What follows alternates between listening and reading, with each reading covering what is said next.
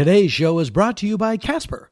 Get $50 towards any mattress purchase by visiting casper.com/Dana and using the promo code Dana.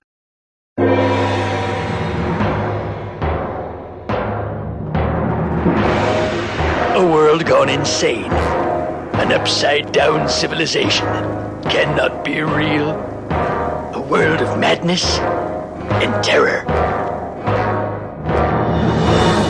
It's the Dana Gould Hour. We did it! We got it out. I must apologize for the delayed release. That sounds dirty. As you know, if you are a regular listener, I'm getting ready to shoot my TV series, Stan Against Evil, which will be premiering first week of November on the Independent Film Channel, IFC. And we shoot it this summer in Atlanta. And currently, I am, as my dear father would say, busier than a one-armed paper hanger with the crabs. But we're here, we're dear, and we hope to stay near. Next month's episode will be a regular episode with guests April Richardson and Matt Bronger. And then in July, it'll be a different kind of episode. It might be unplugged without all of the editing that I do so love. Maybe a straight interview or a best of or something.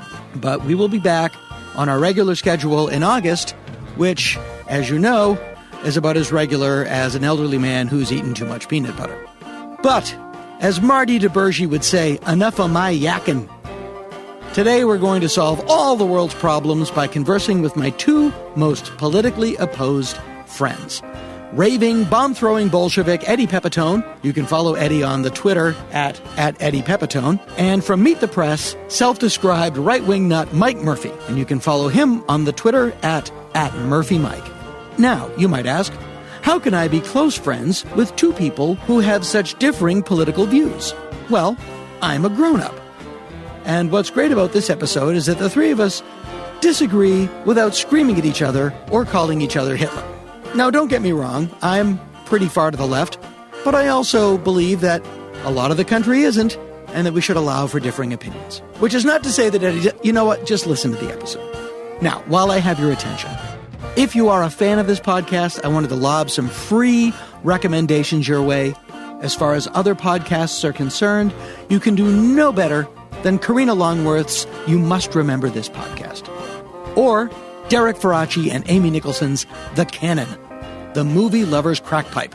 And I just picked up John Doe's new CD, Westerner, and I cannot recommend it highly enough. Just a little plug from me to you. And what's a little plug between friends? Huh? That also sounds dirty.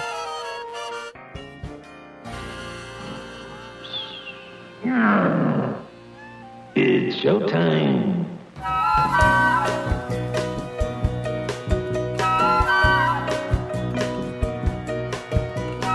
Tune in, it's a gas. It's the Dana Gould Hour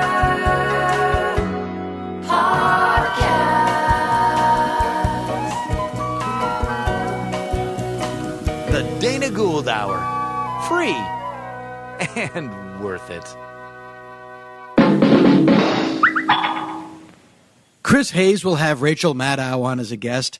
Rachel Maddow will have Chris Hayes on as a guest. Then they both go on the Chris Matthews show, and the whole thing turns into a snake eating its tail. But if there's one thing worse than that, it's just watching people scream over each other, because nobody learns anything. And I actually believe that people, when they really boil it down, aren't as far apart as they like to think. I've had many people troll me on the internet when I've said something about guns, and then I will actually respond to them in a non-fuck you way, and it only takes one or two exchanges before you're actually talking to people like human beings. To that end, I thought that I, a bomb-throwing Hollywood lefty, liberal, pinko, commie, homo, would have on a professional conservative to talk about are, as the Chinese would say, interesting times. Mike Murphy is a, first and foremost, national treasure. International bon vivant, famous banjo teacher, hand model. But in all seriousness, Mike is a very well-known Republican strategist. He is, if you're a political nerd or a fan of Meet the Press, you know him well. If you're Donald Trump, you hate him. He's been a long-time GOP strategist and commentator for NBC News. And he also happens to be a personal friend of mine. Please welcome to our stage, Mike Murphy. This is the sound of my voice, you pinko bastard.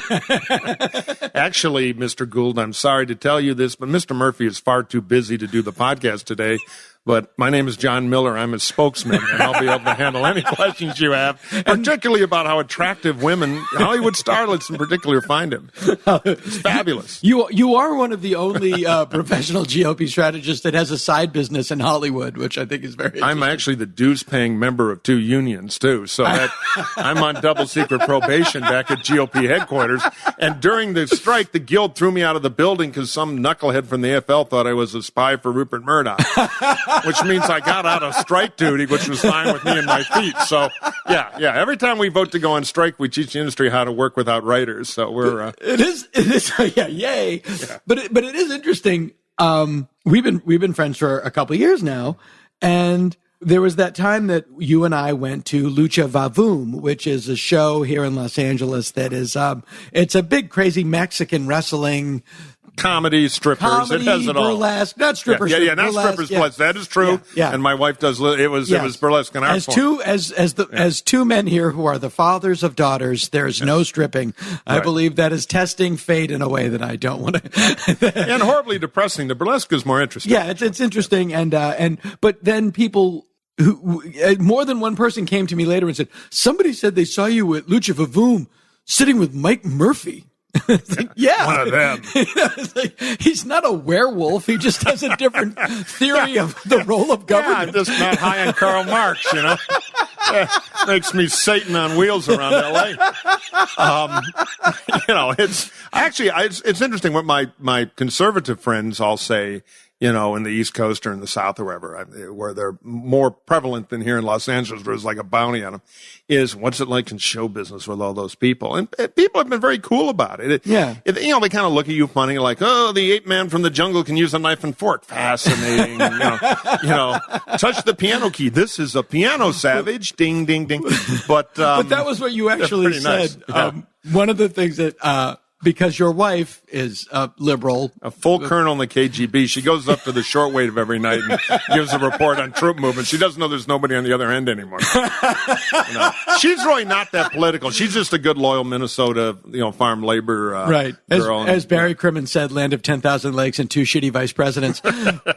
But you said the night the dinner at your wedding, the whatever that's called, the dinner before the wedding ceremony, when you were talking about meeting her family, I had to show them I could use a knife and fork and my fingers moved. Right. Yeah, exactly. I didn't fly into a rage when somebody said algebra. They had their test words. Kilometer. What will he do? Her dad used to be kind of a Chamber of Commerce Republican, but then corporate cutbacks. Next thing you know, he's got the kind of awkward Obama poster in the suburban living room and everything. Yeah. But no, look, I've been around the political racket since the 80s. And you learn, I have a lot of friends on your side. David Axelrod's a dear old friend of mine. And that's what I always tell people. Mike, it's and I actually say this. I have recently started name checking you in my show because when I get into politics, I was like, I'm very good friends with a professional Republican, and we have very differing opinions about the political, about the role of government, et cetera, et cetera. But we can still be friends because we're grown-ups. Well, I know some of your venues, so when I get the package of shit wrapped in kale, I'll thank you for putting me on somebody's radar screen. No, it's true. It's true. And it happens in the business a lot. What's kind of funny about consultants is you often have a lot of rivalries and hatreds within the consulting business, within your own party, because they're like economic fights. Right. But you sometimes have friends across the aisle who are, living a parallel life. I mean, Axelrod and I have beat the tar out of each other in Senate and governor campaigns all over the country for years, but we still have a pretty close friendship. So it's sort of like being literally a hired gun. Like, I'm going to Laredo, I'm going to Tombstone. Okay. There's a little about that. Yeah, you ever work the cattle wars in West Kansas? Yeah. Oh yeah, you ought to go to Miss Kitty's. Right. There is a little, and you live on the road. People all think we're in D.C. I mean, I'm based here in L.A. I was in D.C. and New York before. and I don't really do it anymore, to be honest. I got pulled out of retirement for our last hurrah. I was the genius behind the Jeb Bush super PAC, where we spent $100 million and got 17 votes. So my long and that time was just a couple months ago. my long time voluntary retirement is now a little more bolted down. And I do want to get into that. Yeah, sure. But that is a fascinating thing where, it is like you get into a race and you know that there, 80% of the stuff is boilerplate. All right, we got to get this constituency. We got to get this constituency. Right. And it's just a matter of getting your guy or your woman into office. And I often thought the first season of House of Cards, the first season before it went crazy, which is not to say I don't still love it. I love that show. But the first season was one of the most accurate depictions of American political life, in that it really showed that it's all personal. It's all personal ambition, and you pick one team, and there are very few hardcore ideologues. I do believe that Bernie Sanders believes in what he says. I do believe that Paul Ryan is a committed conservative, and that Bernie Sanders is a committed social liberal. But I think at the end of the day, a lot of it is what helps me. I think it's a mishmash of both things. Most people, not all. I mean, we have our fair share of sociopaths, including the current nominee in our party. But most people get into it for kind of an ideological interest, and then they find out what a meat-grinding, professionalized business it is. Right. And they become more and more brittle and cynical. And there's still some real... Paul Ryan's in politics for all the right reasons. Mm-hmm. On the other hand, I had a guy come to my office once with a map of the U.S. and said, my lifetime dream has been to be in Congress. Pick me a district I can represent. Where's there an opening? He had a map of the country. I've had... And that was William Shatner. No, exactly. That guy eventually decided to run in his home district and got lost trying to find his elementary school for the announcement driving around. He didn't have GPS because he had the speech of why I love you people. So it's not unlike show business, and that part of the fun of it is sitting around for other veterans telling the stories of it's profoundly the human like show weirdness business. You bump into. Yeah, and it's so like show business. Yeah. When I travel this great land, and I say great in quotes, that's for sure, I universally get one question from people: where's Eddie Pepitone? So he's right here. Eddie Pepitone is Hey, with everybody. us. Thank you for your support and your pestering Dana. Thank you. I like to think of myself as a crow, and I land on my friend's shoulder, and I hit them in the cheek with my beak until they come and do my podcast. Before I had a podcast, it pained me that I couldn't summon people to jury duty. So I thought, what's the next best thing? BP, before podcast. Yes, having a podcast it's like being in charge of a jury pool. That was basically it. Now I can do it. Yeah. Hey, guys, will you do my podcast? But as the Chinese say, we live in such interesting times. Now, we're a week into the fact that it's hard to avoid this story. A crazy person is running for president, but not like a regular crazy person that runs for president. I think everybody who runs for president is crazy. Mario Cuomo said anybody smart enough to do the job well is smart enough to know they don't want it. Wow. Is it a lose-lose to be president? Bill Clinton called it the jewel in the crown of the federal prison system. The amazing thing about Donald Trump is that he is, when you date somebody and they pull an emotional stunt that's not on par with their chronological age. You know what I mean? Yeah. Really? I remember this play. I used to get it in study hall, but I remember this play. That's what he does every time. He is literally like at a 6th grade psycho-emotive level. Okay. Can I say this, though? I'm talking, of course, about Bernie Sanders. We disagree. Everybody imitates Bernie Sanders, by the way. Many people who imitate Bernie Sanders are actually just imitating B. Arthur. Arthur, we need a living wage, Arthur. Trump is popular, right? Yeah. Or there's a bunch of... So to me, what you just said is very true. Trump reflects the infantilization of this culture. Most people are kids. Most people are emotionally children in our culture. Do you agree with that? I mean, I really think that's why he's so fucking popular, is that he strikes that nerve with the other baby children, right? Isn't that a good way to say it? Men and women, man-childs and women-childs. Men and women children. That's what the country is now. Especially in the Republican primary electorate. You have a lot of people, and this is in the primary electorate, not the primaries. General. And that Mike Murphy on our other podcast, on the other half of this podcast, made this point that there's a big difference between the Republican primary and the general election, because then you're into independents and Democrats. And as Mike said, 43% of the population will vote for a brick if it has an R after its name. 45% will vote for a brick if it has a D after its name.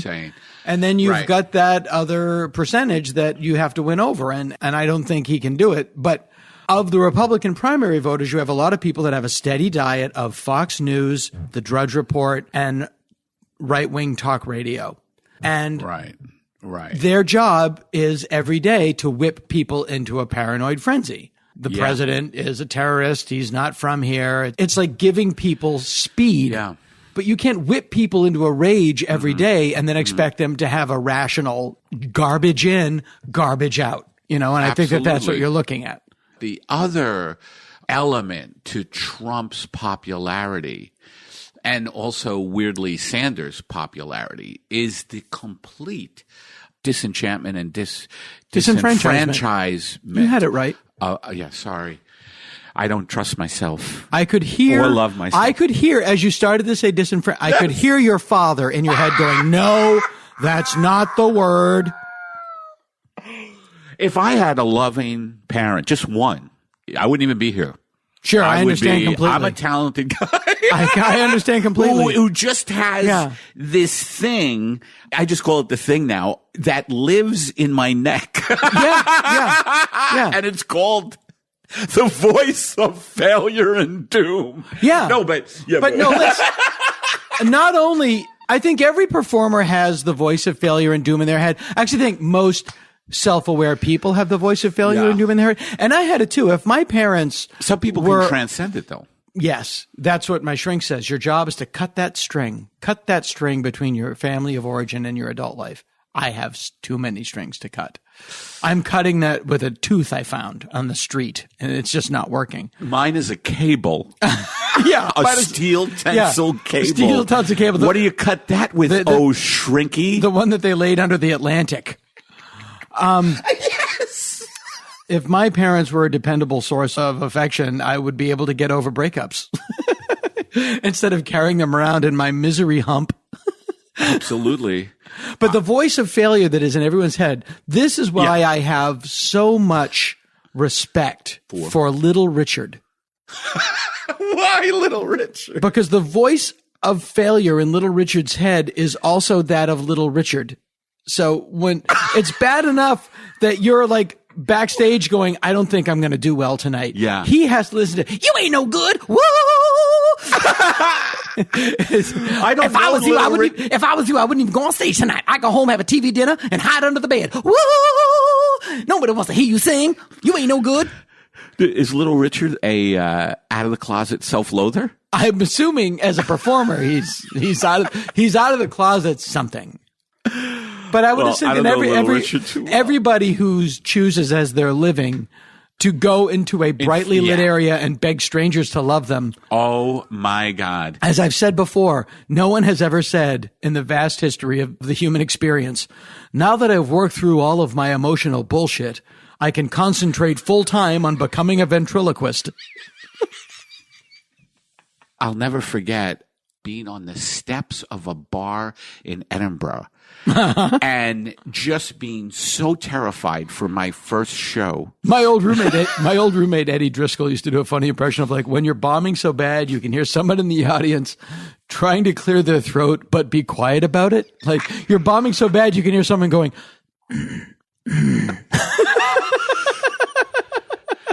Yeah. Oh, God. But I'll never forget being in the stairwell and just being like, what the fuck am I doing? Like that hitting home so intensely. Like, I don't like any part of this. I don't like the fact that these people are here. I don't like the fact that I have to perform in front of these people. I can't stand what I'm going to say. Just on I have and on nothing and to say on. to these people. And what's amazing about that whole process is that you go then and do it. Yep. That really is the big victory, though. That really is the big victory, and why after I do a couple of shows on the road that I have to eat a lot is because that's a big reward for what I did, and I don't want to drink or smoke dope, so I'll just really eat and reward myself with a belly that's the size of a Buick Skylark. Skylark. Thank you for finishing that, because the voice of failure once again clamped down on. Yeah, you can't. This was the voice You don't even right know the there. name of Vintage Buicks. Yes, this was the voice right there. Don't you dare use the Ambassador. Me and Dana were talking about the Ambassador, which is a station wagon that exists, the vintage station. I own one. We can say it. My kids But- were, Dad, but back- Dad, why did you, Dad? My daughter said when she saw it, Dad, you need help.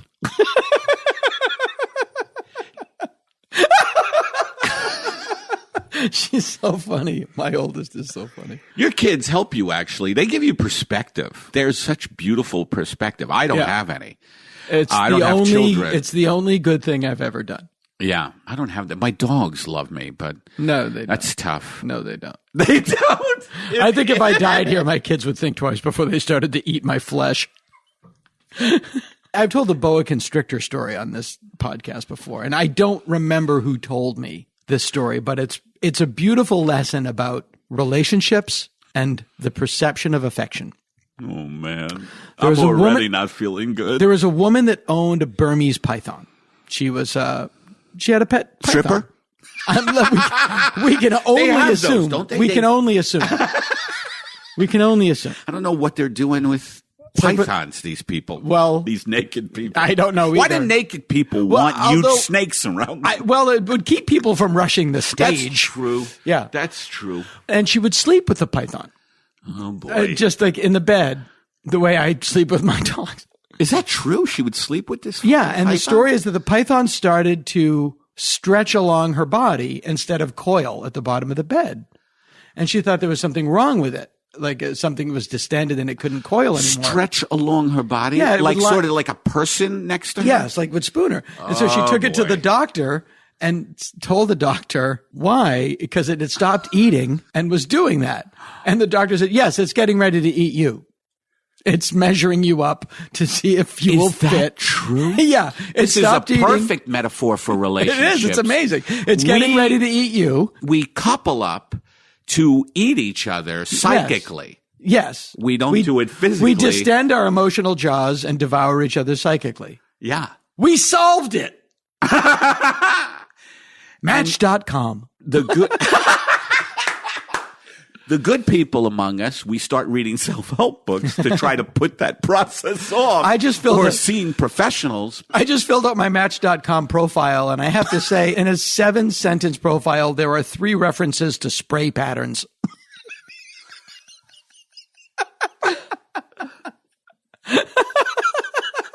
Spray pattern. I haven't done it. I'm terrified to do it. I don't want to do it. Yeah.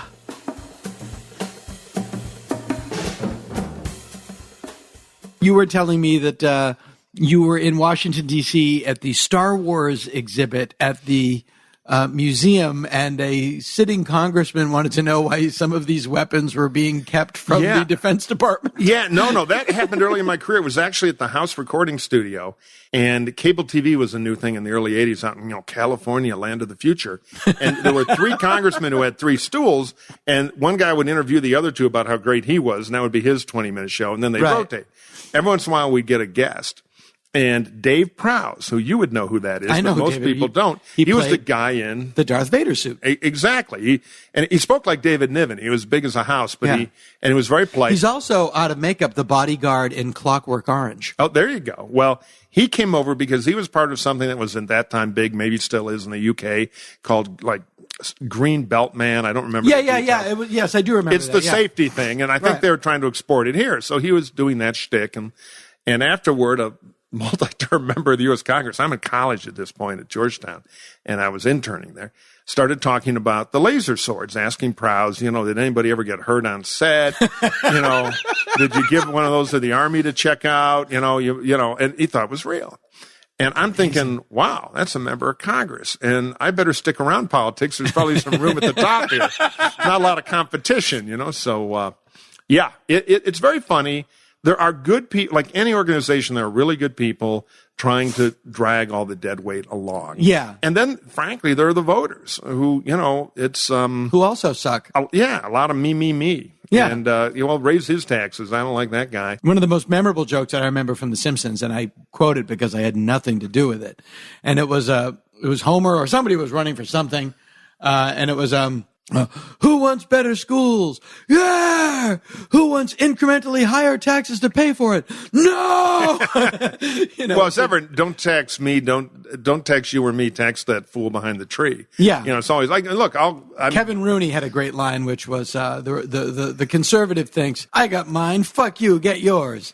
And the liberal thinks, no, that person's in trouble. Let's give them your money. My joke about the two convention systems is we used to be the Republicans, the social Darwinists. We were really mean. You need an iron lung. We might rent one to you at a fair rate of return. And in our primary, it was all sudden death. If you're the winner, you get all the delegates. If you're the loser, you get nothing. You get a bus trip out of town.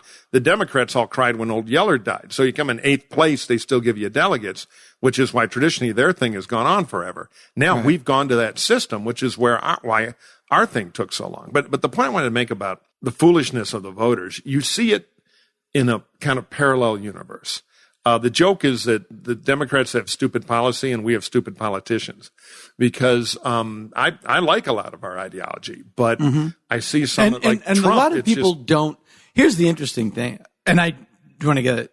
A lot of people don't know what conservative ideology really means because they're distracted by the hot button cultural issues that are always flagged to wave up the base. Like, I think to a lot of people now, when they think of a Republican, putting Trump aside, which is a whole other thing, you think of people who want to tell transgendered people where to shit. And, but that's what gets the coverage. I call it to the average person, it just looks like the ding dong in Texas. It just like, you just look like a mean asshole. Yeah. I'm talking about that particular guy. No, it's the perception. And it's never the person. It's never the person that says like, we think that the government shouldn't tell you where to go to the. It's because I can always see like the conservative thinks the president shouldn't be telling anybody where they have to go to the bathroom. In blue states, we are seen as the elders from Footloose. Right. Social dancing. And instead of dancing to create babies. And then there's a mirror image where you can go to parts of Oklahoma where they think, if the gay orgies ever stop in LA, maybe they'll get organized to try to have a communist revolution. So both sides don't know each other well. Exactly. Because the truth is, it's all kind of a mirror image. The same. I mean, I take Bernie Sanders. As bad and horrible as Trump is, and I don't like Trump, Bernie really believes there's a room somewhere or a guy in a top hat and a tuxedo with a big white mustache like the Monopoly guy is maniacally laughing. I believe his name is Community Chest. Is shoveling enormous piles of gold coins. Corporate profits. Right. And the college can be free. So... which even I know is insane. Completely insane. I mean, look, I don't think there's one bit of malice in Bernie.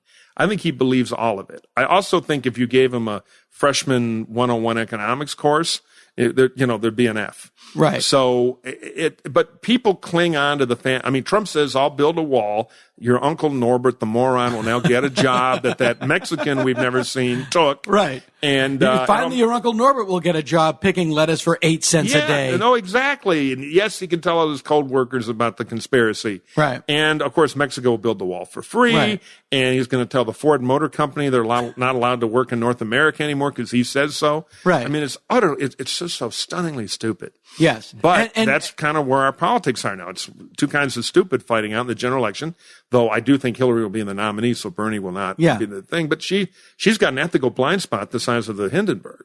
So, Yes. it's just one flaw on top of another, which is tragic. I find it fascinating that, in the sense of and I know that you were very close to John McCain personally, come up against the historical tidal wave that was the Obama candidacy. The United States of America is going to elect our first African-American president, and anybody who opposed him is punching their way out of a corner that they don't want to be in. Oddly, Hillary Clinton, who will be, if elected, the first woman president of the United States, but does not really have that sense of history behind her. She has so much more baggage that she doesn't even seem to be able to capitalize on that. That of all the people that on the left, there would be people going, no, we don't want the woman. We want this old guy. Right, exactly. It just seems like if you had described that to somebody, they would think you were insane. Well, Bernie has this anti-politics thing going. He's not slick. He rails against the system. He's the absolute king of easy answers. He sounds Wall like Street did it. Yeah. Right. Yes, you've got $400,000 of college debt from your 2 PhDs in sociology and yoga. And you can't earn enough money to pay it off in a week. That's not your fault. You should clap twice and make it go away, and Exxon will pay because we all know they're bad. Right. So he has managed to out-stupid her.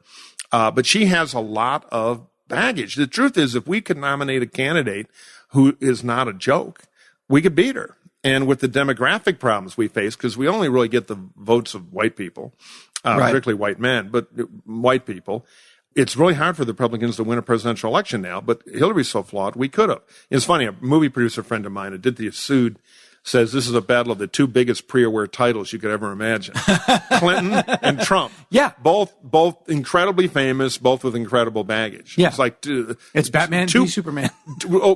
Two bad sequels, and there are only two choices. And it's the last movie it's you Bad get to Woman v see for 4 Superman. years. It's Bad Woman v Stupid Man. Yeah. As much as you can throw at Hillary Clinton, it's... don't think Bill hasn't. Yeah, no, I know. Well, that was what I wanted to... I always wondered if on the night that he came home after the Lewinsky story broke and she supposedly threw a lamp at him, at what point did the Secret Service have to step in because it is their job to protect the president? Like, at what point did they have Mrs. Clinton? Right? I don't know. They probably have a secret rule that the female spouse gets at least one free shot before they go into the flying tackle. But he deserved it. But it is amazing to me that Trump has gotten as far as he has.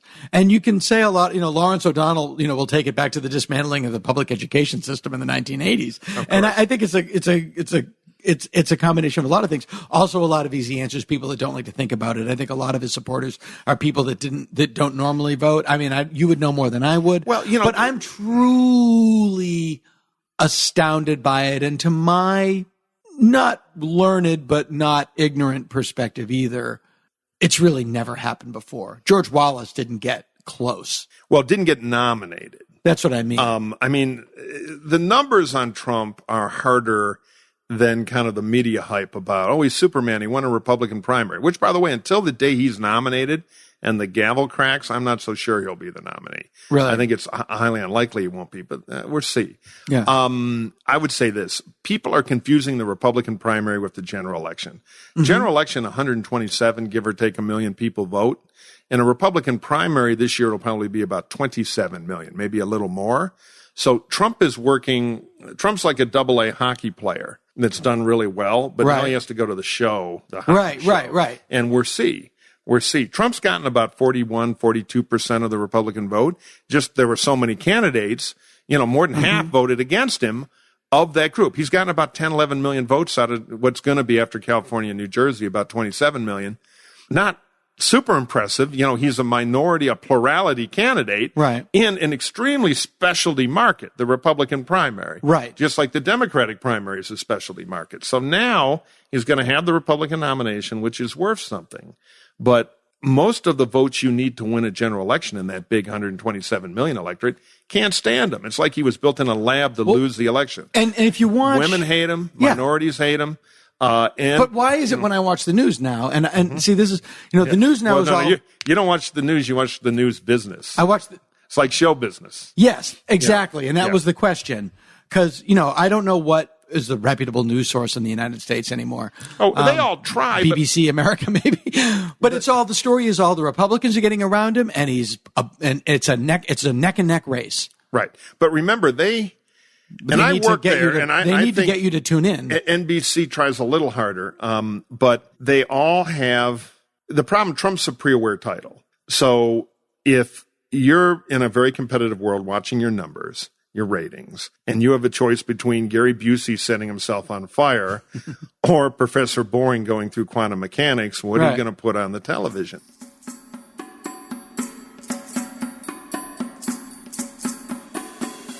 You don't get what you want, and you don't get what you need. You get what you are. If you put out a vibe that you're not great, you'll find somebody that agrees with you.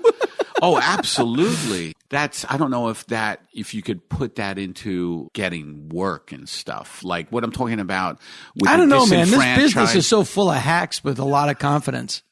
That's very true, They man. just go into that room. That is very true. Yeah, they just And go into that room and sell it. Like the bright people, at least I want to say this, like the bright, introspective people don't do as well because they realize all the flaws and just all the, they don't even want, I don't know. The I don't people know that how to hire put it. you don't want to see your doubt because they're worried about looking bad for hiring you. If I go to a network and pitch a show and I'm like, I don't know, this isn't going to be good. It might not work. It might work. Then they don't want it, even if it's brilliant. But some guy, this is great. The Brady Bunch in a high school.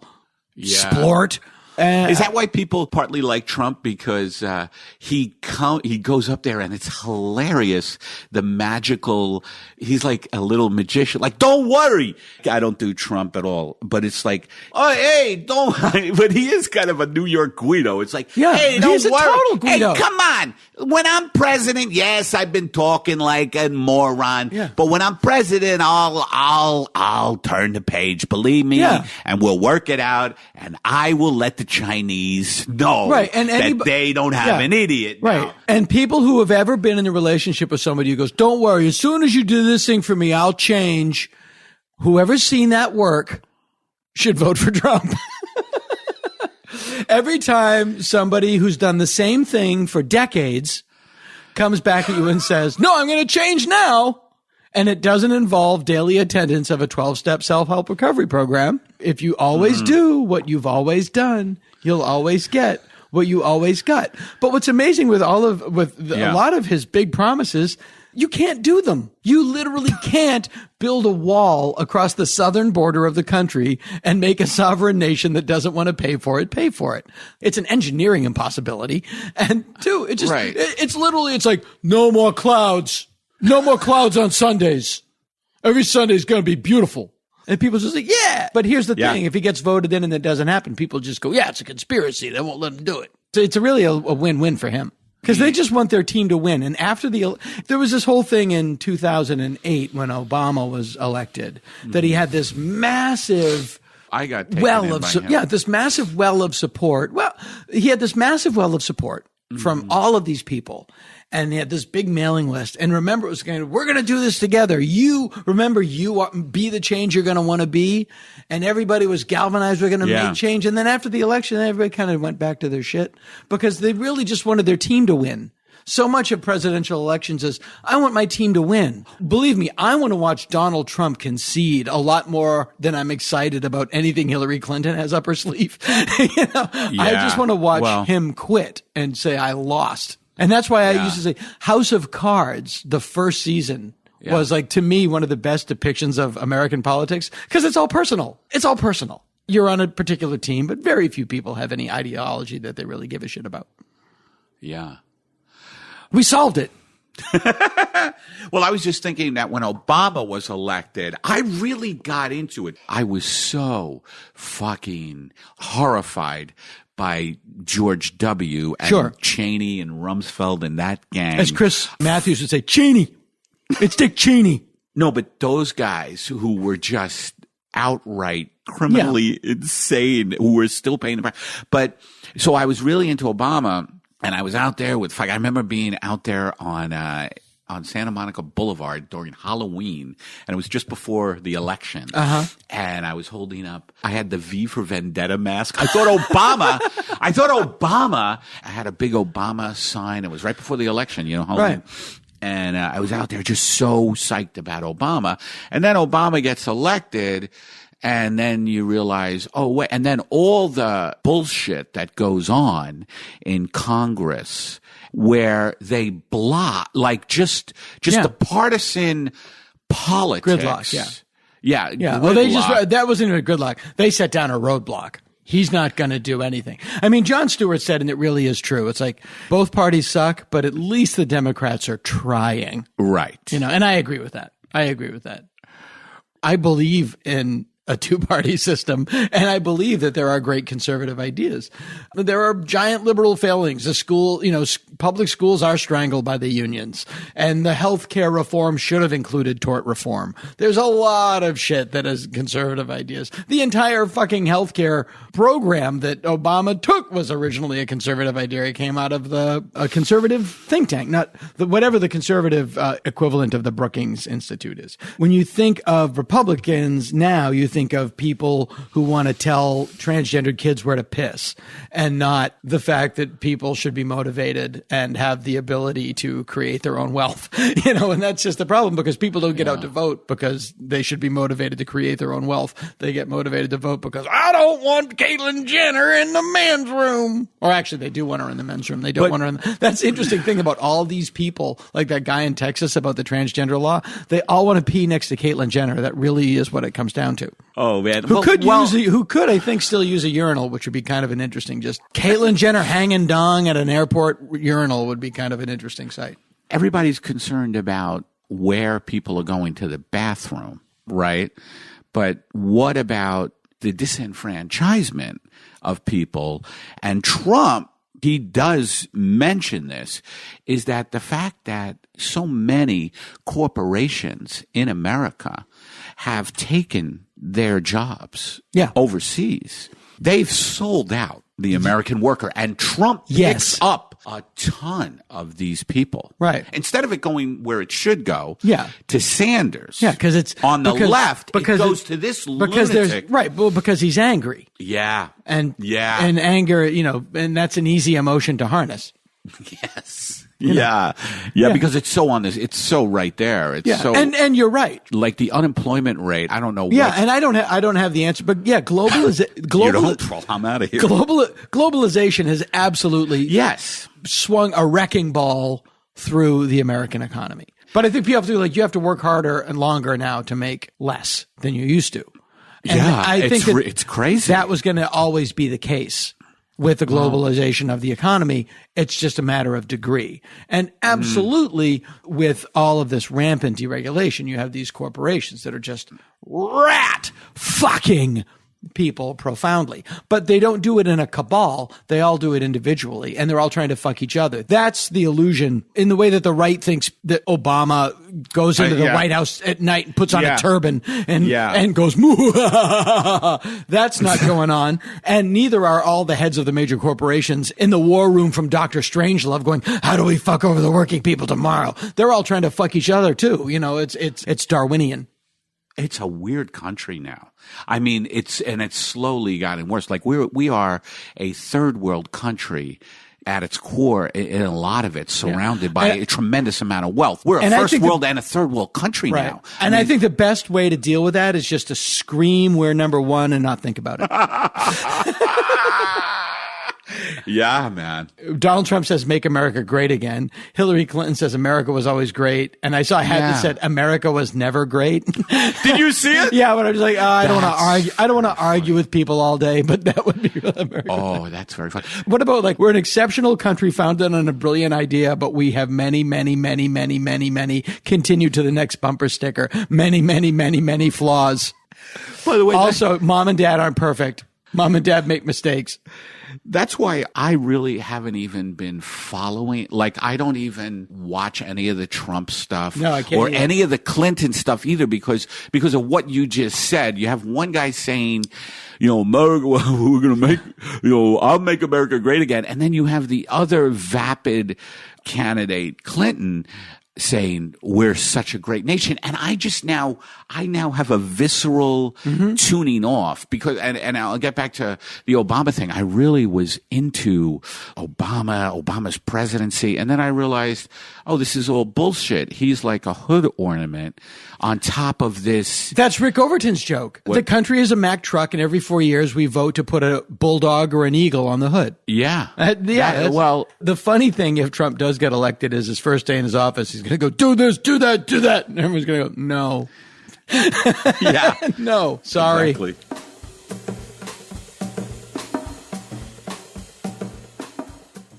Trump being such a pre-aware title, as the movie guys say, so already famous. Right. Even if it was just because he was on, primetime TV for 10 years teaching Gary Busey how to work a snow cone machine.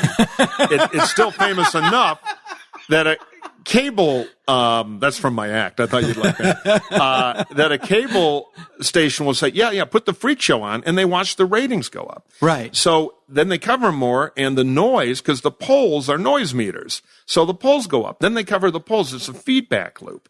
And yeah, a lot of the coverage has been critical. You got to give him credit for that. He hasn't gotten all adoring coverage, but he's just, his creepy Trumpness has taken over the media debate about the election, which drowns out everybody else. There's a study during the primaries, he got 7 times more coverage than any other Republican candidate. Yeah, well, I only noticed like the coverage between him and Clinton is not 50-50. Yeah. And he's, the media people will say that he's also good at feeding us something to talk about every day. Yeah. And Trump's figured out that even a train wreck about him is better than any coverage about anybody else. Right. So that he's just kind of taken it over. Does fatigue set in for people at any point?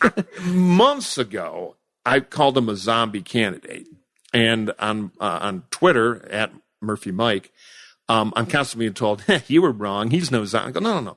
Read what I said. A zombie candidate because he's never going to be president. He's lumbering around. He's making interesting noises. He's biting stuff. But as far as ultimately being the president, which is the only thing that really matters at the end of a presidential election, he's dead. I really don't believe the math is rotten. I think he'll get worse. I think fatigue will set in. And for all her problems, the Clinton machine will drop $1 billion on his head. And he'll still be flying around looking for armory to go give a speech to 1,000 primary voters that are already going to vote for him. I mean, you could organize the 42% that a brick can get running for president with an R after their name, and it's a lot of big crowds, but you lose. It's all about the swing voters who are mostly college-educated white women and Latinos, neither of whom can stand Donald Trump. And the one thing that you don't see from him is an ability to change or grow or perhaps listen. Right, because he's, a narcissistic egomaniac. So and he is a clinical narcissist. Yeah. If you read a textbook about it,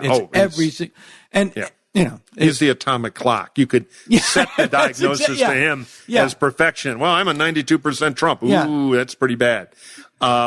So my point is, it's all about him. There's no staff there. He's got a couple of advanced guys to make sure the blue curtain's up or the right kind of meatloaf is backstage for him. But ultimately, he'll just keep doing his thing. He doesn't know the world has changed from a Republican primary full of white guys over 45 to the big multicultural general election. And, and so the system will beat him. The problem is we get Hillary without a challenge. And I'm not excited about Hillary. I think she's going to be a terrible president. I would like a right-of-center president, a conservative, to win because I think we'd do a better job for the country. Now, we can argue about that, but there at least ought to be a contest. Instead, it's fixed. We're going to have mediocre Hillary, whether we want her or not, because Trump is a zombie. Right. Now, so 2 questions. What would a right-of-center president do that would be better for the country than what you think Hillary Clinton would do? Well, let me go to the example of what my close friend for many years, landslide Jeb Bush, was selling. Now we should say that you're very close with Jeb Bush. Well, I did both his governor races. I think you even asked Democrats down there. People say he was a very good governor of Florida. The point about Jeb was Jeb ran to put an idea in front of the country, and he knew it would be a bit of a long shot. The press thought we were the super front runner because we were able to raise a lot of money. That just gave us a big microphone to get a message out. The key was we're not going to be a grievance candidate. We're not against anybody. We were for immigration reform. He was offended by that kind of language. Jeb came out against Trump when the other guys were hiding. Marco Rubio was in the witness relocation program, even though he had been right where Jeb is on immigration. Right. So Jeb basically said, and Jeb Bush, people, his wife is Hispanic. So he was very open about that. But most importantly, he said, look, we've had a lost decade for the middle class. Wages aren't going up. People are working harder for less. We've had stagnant economic growth. We got a public school system that rips off half the kids that go to it. And there's a union colossus atop of it that makes it take 2 years and $3 million to fire a bad teacher, an awful teacher, a really bad teacher here in LA County. So we got to blow up these institutions. We got to have economic growth that people in the middle class feel again. We got to throw out the junky tax reform and all the corporate welfare. And we got to supercharge the economy so everybody can get ahead, and schools and other public institutions to help people move up the ladder to the American dream, which is blocked now through all their mediocrity. It was a very positive message. There was deep policy to it.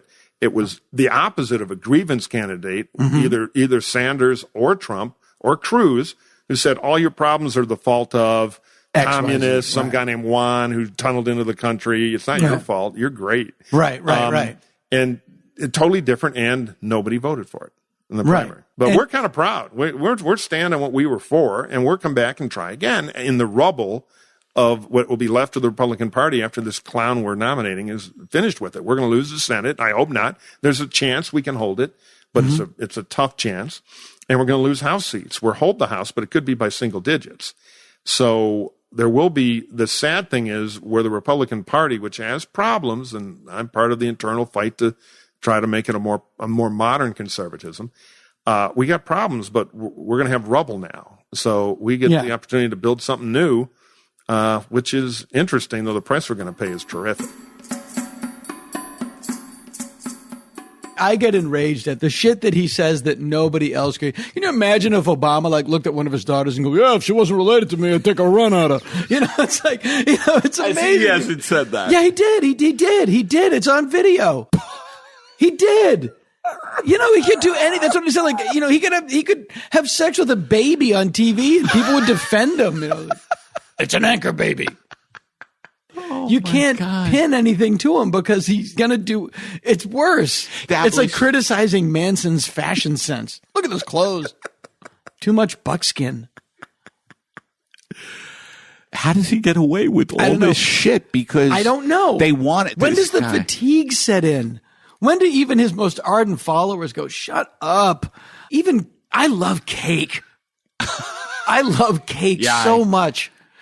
I was on the road for a week and a half. Which I never go out for that long, but I had a confluence of events. I had a thing for NPR in Minneapolis, and then I had a show in Denver, and then I had to go to Atlanta to location scout for the show, Stand Against Evil, premiering on IFC this fall, and then I had to go to the Austin Comedy Festival, all in one thing. And I came home. I was gone a week and a half. I was so tired. I was so spent. My friend met me at the airport, drove me to my children's birthday party where I was meeting my daughter at her birthday party at Color Me Mine. And there was a birthday cake there. You got right off the plane into a birthday party? Right off the plane into a child's birthday party. I was so fried. And I remember just stuffing cake into my mouth. Oh, please make me feel better cake. Please make me feel better cake. But if I ate a whole wedding cake, I would get sick. At what point do we find ourselves eating the fontina of the Trump wedding cake, which I believe is the name of the wax-like cover on wedding cakes? Isn't it called fontina or something? Is it fontina? Yeah, you ever go to wedding cakes? There's this weird, hard... No. You ever eat a Bon Bell cheese ball? Yeah, I don't want to brag. And they come in those... Oh, the thing that covers the Bon Bell wedding cakes have this thing. You can eat it, but it's I think it's called fontina, and it just gives the cake its shape. I remember on my wedding day in Hawaii in 2000, just before the ceremony, we had the cake out there, and just before the ceremony, it rained, and it rained for the first time in 8 months. And it was a 7-minute shower. It was Hawaii. In Hawaii, it's over. Yeah. But so it rains. And we were panicked, and everybody was all the locals, it's fine, wait, it'll be good, stop. So it stops, and then everybody goes to their seats. We wipe off all the seats, and everybody's getting ready to go. And all of these worms come up out of the ground to get the moisture, which hasn't been there in 6 months. And then all of these birds start attacking the worms. This is right before your wedding? Yeah, and I only know that because somebody told me after the ceremony that a bird was flying away and it dropped a worm out of its mouth onto our cake. And so, get the worm off the cake. But, Oh, my but God. that was Hakuna Matata, the circle of life just before we got married. That's what I was thinking, that there was such great upheaval of nature created by your wedding. Yeah, I know. And I got I turned wrong. Yes. Just before the ceremony. Two weird things happened. turned wrong. You know, it's so weird. Did you read 11/22/63? The Stephen King book, 11/22/63? No. It's about a guy who goes back in time and To try to stop the assassination. yeah. And what he finds is that time doesn't want to be changed. And so that time works against him to change things. First time he tries it, he gets food poisoning, and then he gets in a car accident. Like, the time works against him to affect this change. Was it a good book? It might be my favorite Stephen King book. Really? And it's pretty recent. It's very recent. So he's still churning out Oh my decent God, he's stuff, fantastic. huh? Oh, he's so good. He's so good. But 3 things happened on my wedding day. One, we were in Hawaii and we're killing time before the afternoon. And my brother was there. My brother was my best man. And so a bunch of us were at the Four Seasons on Maui, hanging out in the morning. And okay, I just remembered another thing that happened. 4 weird things happened on my wedding day. Wow. I'm sitting on the water fountain with my brother. Does this all tie back into Trump? I don't know. Yes. Well, it got onto Fontina. The Cape Fontina. Yeah, that's right. I'm sitting on the water fountain at the Four Seasons with my brother Kevin, hours before my wedding ceremony. And I'm just kind of like, you're nervous. You've been there. Yeah. And a woman in a bikini walks by me, stops right in front of me, and adjusts her bikini bottom, just pulls it out and snaps it back. And it was like, God's like, there you go. There's your last one. That happened because I turned to my brother I Kevin wonder if and she I went, is hired by the hotel. I don't know, maybe. For weddings. But I turned to my brother Kevin and I went, that happened, right? That just happened. He goes, oh yeah, that totally happened. Then there's a water slide at the hotel. My brother Kevin goes down the slide, and then the guy goes, okay, you can go. And then I go down the slide. And somehow we come out together, and everybody who was watching us that was in our party was staring at us like, oh my God. What happened was my brother got stuck, and he was pushing himself out, and then I came flying down behind him and basically flew over him at the mouth of the slide. No way. You flew over him? Like 2 seconds later, and I would have broken my leg on his shoulders. It was like people were like, that would have hurt. You were How did flying. you get stuck? I don't know. It's my That's brother. so hilarious. Yeah. Then we had the crazy bird. 3 things. Yeah. This is all wedding day? It was all my wedding day. Yeah, my mother had to go to the urgent care because she got an eye infection because, she bought like mascara from like a Russian orphanage or something. Like, she buys all of her shit out of like the back of witchcraft magazines. It's like she bought some mascara that was like found in a dumpster in the Ukraine. It's cheap. Oh, and then the other thing was literally just before the ceremony, I turned and pulled a muscle in my hip. Like, I felt like, ow. And it never went away. And I thought, I really pulled a muscle. No. So I've had something like that recently. When I got back from honeymoon, I went to the doctor and he goes, oh, you have a hernia. So literally moments before my wedding ceremony, my balls tried to jump out through my stomach lining. Now, But we did it. That's interesting. We killed the president. There were definitely signs for you not to go through with it. I mean, there was... No, it's a good thing I did. Yeah. That's true. Yeah. No, that's a weird thing. Like, I'm divorced, but I'm really glad I got married. So much of my life is my marriage still. We have children together and we live close, and I don't think either one of us would have wanted to go back and undo it. Right. Yeah. Well, you can't because time would have worked against you, as you now know. And we know that no one will ever invent a time machine because if they do one day, they would have already come back to tell us.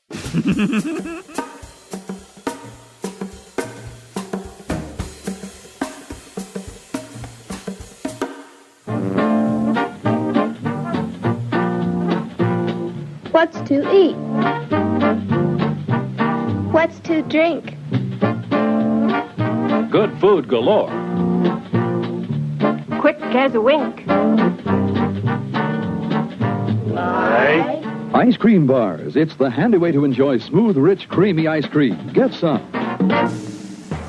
Welcome to Political Talk with two guys from Boston. A working man's look at the socio-political issues of our day. And now, Political Talk with two guys from Boston. This is Political Talk with two guys from Boston. I'm Johnny Condon. Robbie Sullivan here. So I'm talking to my some guy, Yeah. and he's for Bernie. Oh, He's geez. all for Bernie. Sure, feel the burn. And I say, well, you know, if Bernie doesn't get it, you're going to vote for Hillary. And he goes, I will not. I will not. And I go, well, look, buddy, if you support Bernie and you don't vote for Hillary Yeah, because you like Bernie, that much. that's kind of like a guy letting his house burn down because he's mad at the fire department. And his response was a very rational, reasoned, fuck yeah. That's why you can see both sides of the political spectrum now. Lot Highly of- developed and enlightened. A lot of anger, Oh, my God. a lot of rage. I don't even, I say something like, well, I like Hillary in the store, and people just drop their groceries all over the place. They don't She's even evil. know. Well, look, she had a private email server. Well, that's enough to She put her should in be. jail. She should have been shot and right in the face. I don't even know what a private email server is. I was. I was. I'm happy when my phone rings. I don't need a freaking package to get the information through it. I got a computer. I'm not smart. Something vaguely familiar about Donald Trump. I could not put my finger on it. Yeah. And then it hit me. He's Captain Lou Albano. That's perfect. The hair looks good. If you go back and Sure. watch real professional wrestling, Oh, yeah. he's Captain Lou. Yeah. He's Captain Lou. My friend Shappy loved him growing up. Loved Captain Lou. Yeah, he thinks he's ravishing Rick Rude, though. That's what he thinks. He thinks he's ravishing Rick Rude. He's barely Billy White Wolf. That's right. Who is the guy? He thinks he's Chief J. Strongbow, which you can't say anymore. Who was the kid who fought Tyson years ago? And when they asked him right before the fight, like, what's going to happen here? Because he was just another thug that's going to get beat Sure. up. He goes, with his only sentence that he's ever said in this life, it was his 15 seconds of fame. But he goes like this. He goes, I'm going to wrap Mike Tyson in a cocoon of horror. And then he got beat up in the first round. He's out. Yeah, what is really going to happen? I'm going to die. Exactly. But I have a good sentence for what I should say. My ma said it. I'm going to die looking at the rafters of a large sports building. That's right. I don't want to die staring at rafters. I want to die underneath the guy who bit a man. Speaking of horrific ways to die, on the plane, they always say, in the event of a water landing, which is such a nicer way of saying screaming into the Atlantic. Oh, geez. I am not going to be able to get that out of my head if I ever fly. It's sort of like the pilots are going to go, it's a nice day. It's a little warm. Let's land in the bay. The plane doesn't get to cool off. Let's just cool off. We'll come right Yeah. up and right back in. They were going to wash the plane, but I thought I'd do them a favor. Let's have a water landing. The only plane I was on this year, it was frozen. So they're having trouble with something, and then they start pouring this like soapy stuff all over the plane to get the thing to come down. But by the time they finish, it happened again. It's so cold and there's so much whatever. Yep. They can't move. So they keep telling you it's fine, but we can't leave. But it's fine, but we can't leave. But it's fine. It's fine. You're going to be fine. We can't leave. And now we're leaving, and all I can think is that the plane wings are going to fall off. Like they're frozen. They're just, oh, sorry, we're fine. Remember Bobby Putnam? Bobby Putnam. Bobby Jeez. Putnam's brother. I can't remember Billy. his name. Billy Putnam, yes. Right. All I the know kids Billy. had Brenda, Barbara, Bobby, and Bill. Yeah. God, you're naming a kid. Take 5 minutes. Give it, take 5 minutes. Yeah. You took 5 minutes to make him, would you? Well, Billy went out. You might not remember. Billy went out to Colorado. He wanted to be a snowboarder. Oh, weird. 6 months into it, he realized that it wasn't a job. That's a Boston dream. He just kept going down to the mailbox, and there was never a check. Was he getting better? I guess, but I don't know. This isn't work.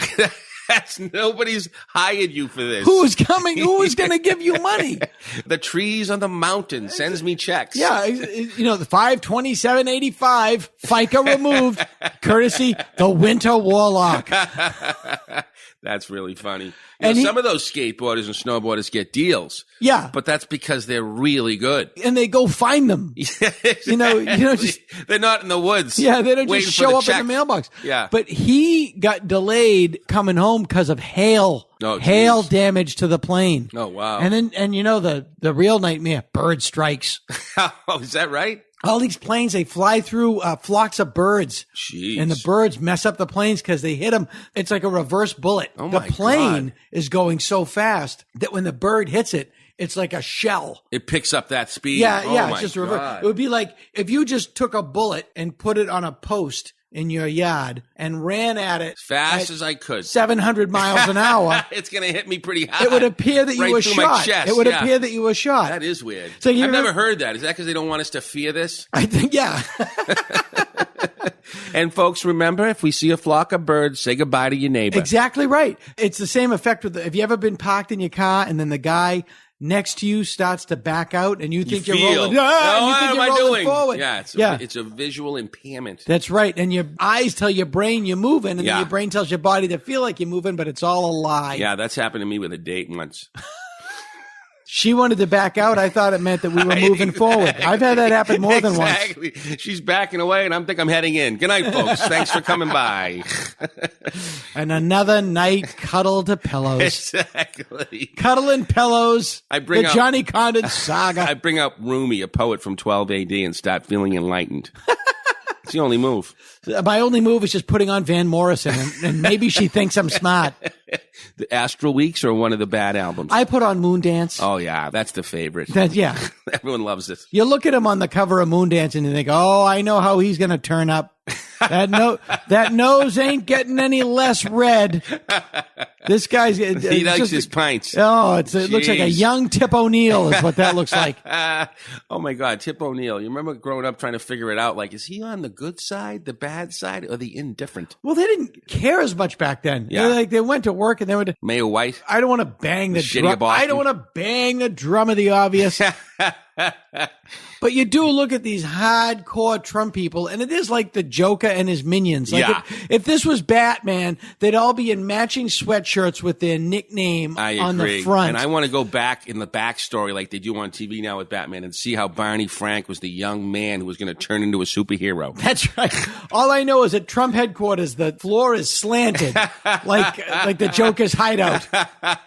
You know, that there's some woman who left a couple weeks back and she was like, it's a runaway train that I had to get off of. But he didn't know he was going to do this well. Like she left the Trump campaign. She left the Trump campaign and basically said, like, family reunions are great. This ain't that.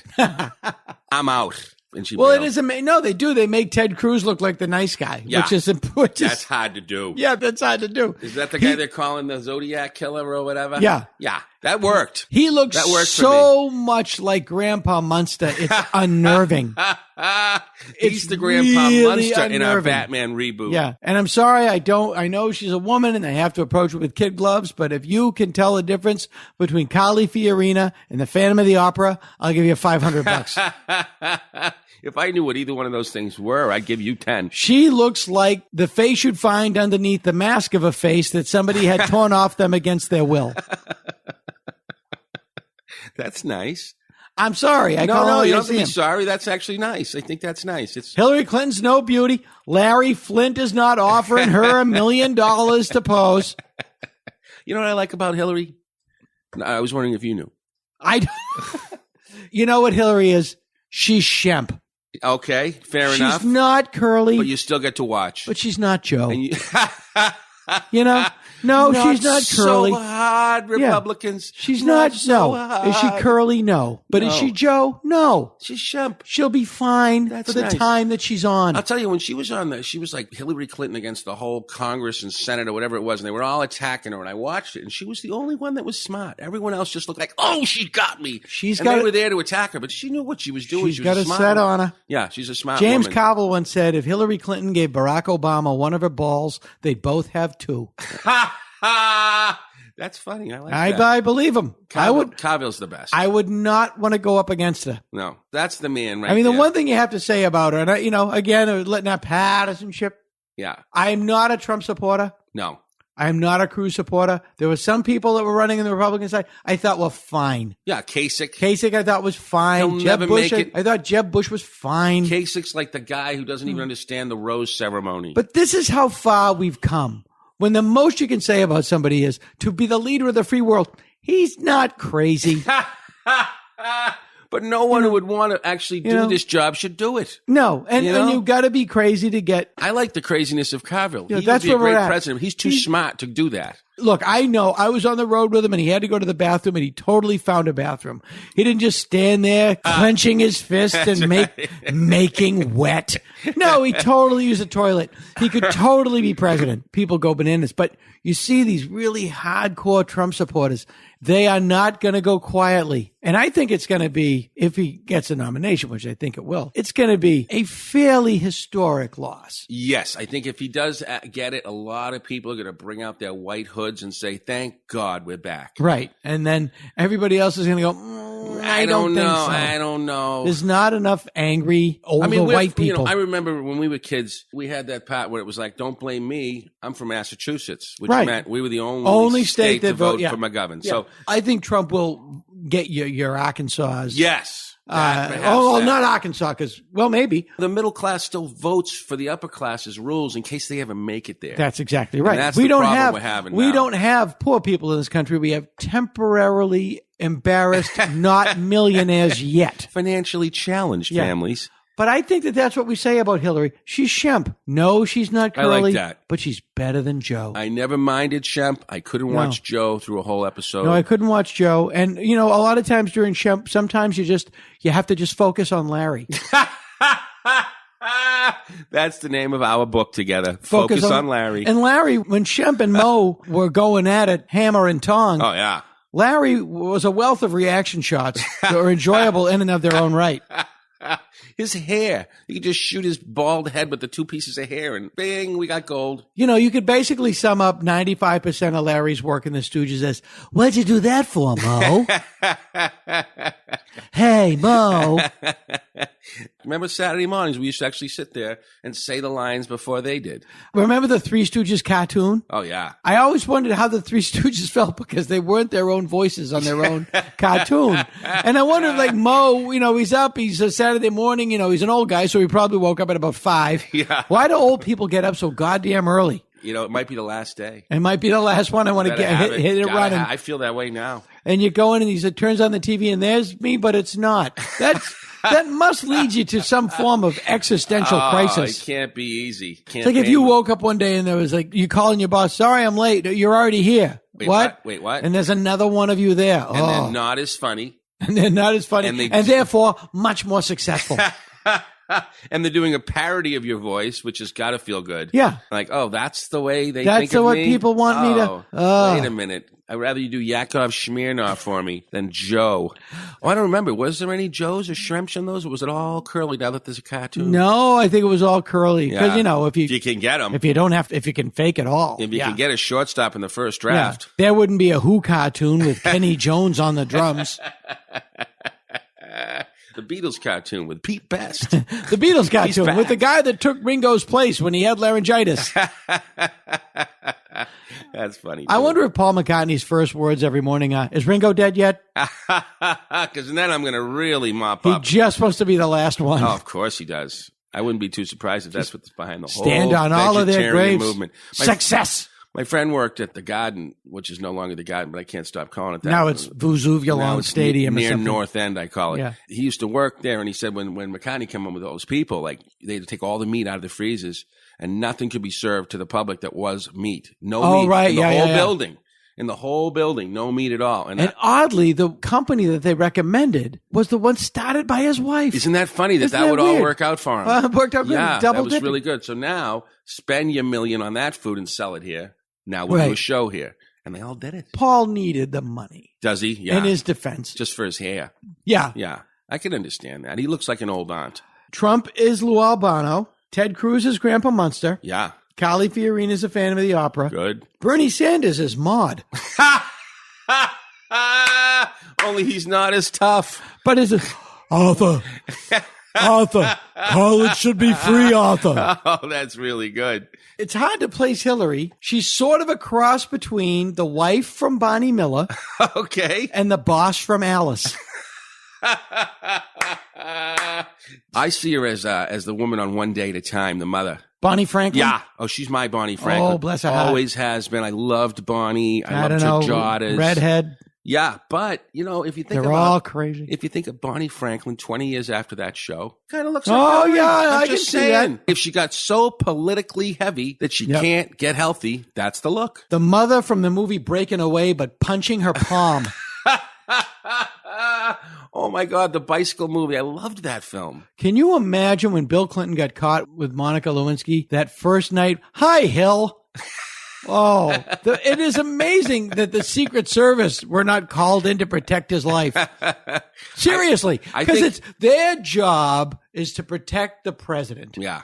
He goes home and they know that someone is at home waiting to kill him. Yeah. And they go ahead, Bill. You're fine. At what point do they go, I think we have to let her? We should at least mic the room. I wonder what happened. Be ready to burst in like the mayor in Washington. Exactly. There had to have been a safe word like, scream apples, come in. Hill, apples! Hill apples. They pig piler. Get him out of here. Oh, she threw a lamp. Get him out of here. No, he had also been the governor for a long time. And just because social media wasn't prevalent, I have a feeling there's probably some skeletons back in those closets. Oh, look. But hey, man, I like the way the guy looks at the world. He's out there trying to help. I've never not liked Bill. I think he's dipped his wick in a lot of wax. Well, fair enough. But that's fine. If you look at Ted Cruz, the first thing I think is, Jesus, I wish he'd get laid. When you also got to look at Hillary as somebody who's the wax has hardened. Yeah. Might not be as easy. She's not, she doesn't care anymore. No. That's what I mean. She's above it. She's above it, but she also understands their allegiance in history is important, and let's cherish the man for all the positives. Each thing we do is only 1,000th of who we are. This doesn't sum up that man. I agree. And I will say this. Hillary has gotten to the point where I think if she's elected president in the second term, she will have reached a state where she just evolves into a beam of pure energy. Now you're talking my language. Yeah, that's what perfect. I think. I would vote for a beam of energy. There's too much ambition there for a human body. She's just. I don't think a beam of energy would need a super PAC. No, I think she just comes in like a beam of energy. I love burns through the wall. Sure. Explodes the TV cameras, and then we all stay in line. Collects it into a little ball and puts it away till the morning. And she has to summon the energy to articulate her voice. She's like, just do what the fuck I say. I like that. I wouldn't mind it. No. Political Talk with two guys from Boston. Please remember to replace the speaker on the post when you leave the theater. One of the big problems with politics, the law of unintended consequences. When actions, particularly those taken on a large scale, say by a government, has, unexpected consequences. These are reactions. They may be positive, they may be negative, they may be merely neutral. But they veer off from the intent of the initial action. In the 1960s, the Great Society was supposed to solve all the poverty in America. Didn't work. Gave us housing projects. Tax cuts for the rich were supposed to grow the middle class. How's that going? The Iraq War was going to be over quick, pay for itself. All of these, quote, on the surface, unquote, good ideas suffered from the law of unintended consequences. Now, no movie gives us a better view, in microcosm, of the law of unintended consequences than Sam Fuller's 1963 masterpiece, Shock Corridor. The motion picture screen opens the door to sights you've never seen before. Shock Corridor. Shock Corridor is, if nothing else, a meditation on the folly of hubris. How's that? Peter Breck, later of the Big Valley, plays Johnny Barrett, an overly ambitious newspaper reporter who hungers for a Pulitzer Prize. And he has stumbled upon a novel, if dangerous, way to get it. He has himself committed to an insane asylum to investigate an unsolved murder. But to fully understand Shock Corridor, you have to understand Sam Fuller. What? You never heard of Sam Fuller? You know Dasher and Dancer and Comet. Okay. Sam Fuller was born in 1912 in Worcester, Massachusetts, about 10 minutes from yours truly. Sam didn't speak until he was 5 years old, and his first word was hammer. Sam's father died when he was only 12. Not his father, Sam. The family relocated to New York City. Sam had to work, and he became a newspaper copy boy. He rose through the ranks, becoming a full-fledged crime reporter for the New York Evening Graphic at the age of 17. Later in life, Sam's approach to filmmaking would be informed by his tabloid reporter upbringing. He would say, I learned early on, it's not the headline, but how hard you shout it. And that was Sam Fuller, a cigar-chomping, no-holds-barred man's man. Whether working as a journalist, a novelist, a screenwriter, a director, he toiled in the fields of mankind's underbelly, telling the stories of two-bit criminals, pickpockets, prostitutes. As Mr. Rogers might say, those were the people in his neighborhood. Sam Fuller painted their stories in bright primary colors and screamed them in bold headline type. By the age of 22, Sam had started supplementing his reporter's income by writing pulp crime novels, and from there moved into writing screenplays. His career went on hiatus at the start of World War II when he enlisted in the Army. Sam spent the war seeing endless, heavy fighting in the 1st Infantry Division, which was known as the Big Red One for the uniform insignia they wore. Fuller fought in campaigns in Africa, Sicily, Normandy, and more. In 1945, he was present at the liberation of the German concentration camp at Falkenau in Czechoslovakia. He shot footage of the atrocities on his 16mm camera. Much of this footage, the ovens, the bodies stacked like cordwood, and even harder to endure, the condition of the survivors, was used in the documentary Falkenau, The Impossible. In 1980, Fuller made the autobiographical film The Big Red One that starred Lee Marvin and Mark Hamill. One of the more powerful moments in that film occurs during the recreation of the liberation of the concentration camp, when Mark Hamill, Luke Skywalker himself, is forced to confront the real dark side, and he has no magical powers on hand to fight it off. After World War II, Sam Fuller went back to filmmaking. One of his post-war screenplays, Shockproof, was directed by none other than Douglas Sirk, famous for Imitation of Life and All That Heaven Allows. Fuller hated it. So much so that when his next deal came around, a 3-picture contract with an independent producer named Robert Lippert, Fuller agreed only if Lippert would allow him to direct the films at no extra charge. The first movie he made, with a provocative title, I Shot Jesse James, was a hit. And this was followed by the Vincent Price Western, you heard me right, Baron of Arizona. Fuller's third film was an early masterwork, Steel Helmet. It was, to begin with, a film about the Korean War, made during the Korean War. It also caused quite a stir in several circles. The Army objected to it because in the film, the American soldiers shoot a POW. But Fuller defended it, saying he'd seen it happen. Other critics attacked the film for being pro-communist, which Fuller scoffed at.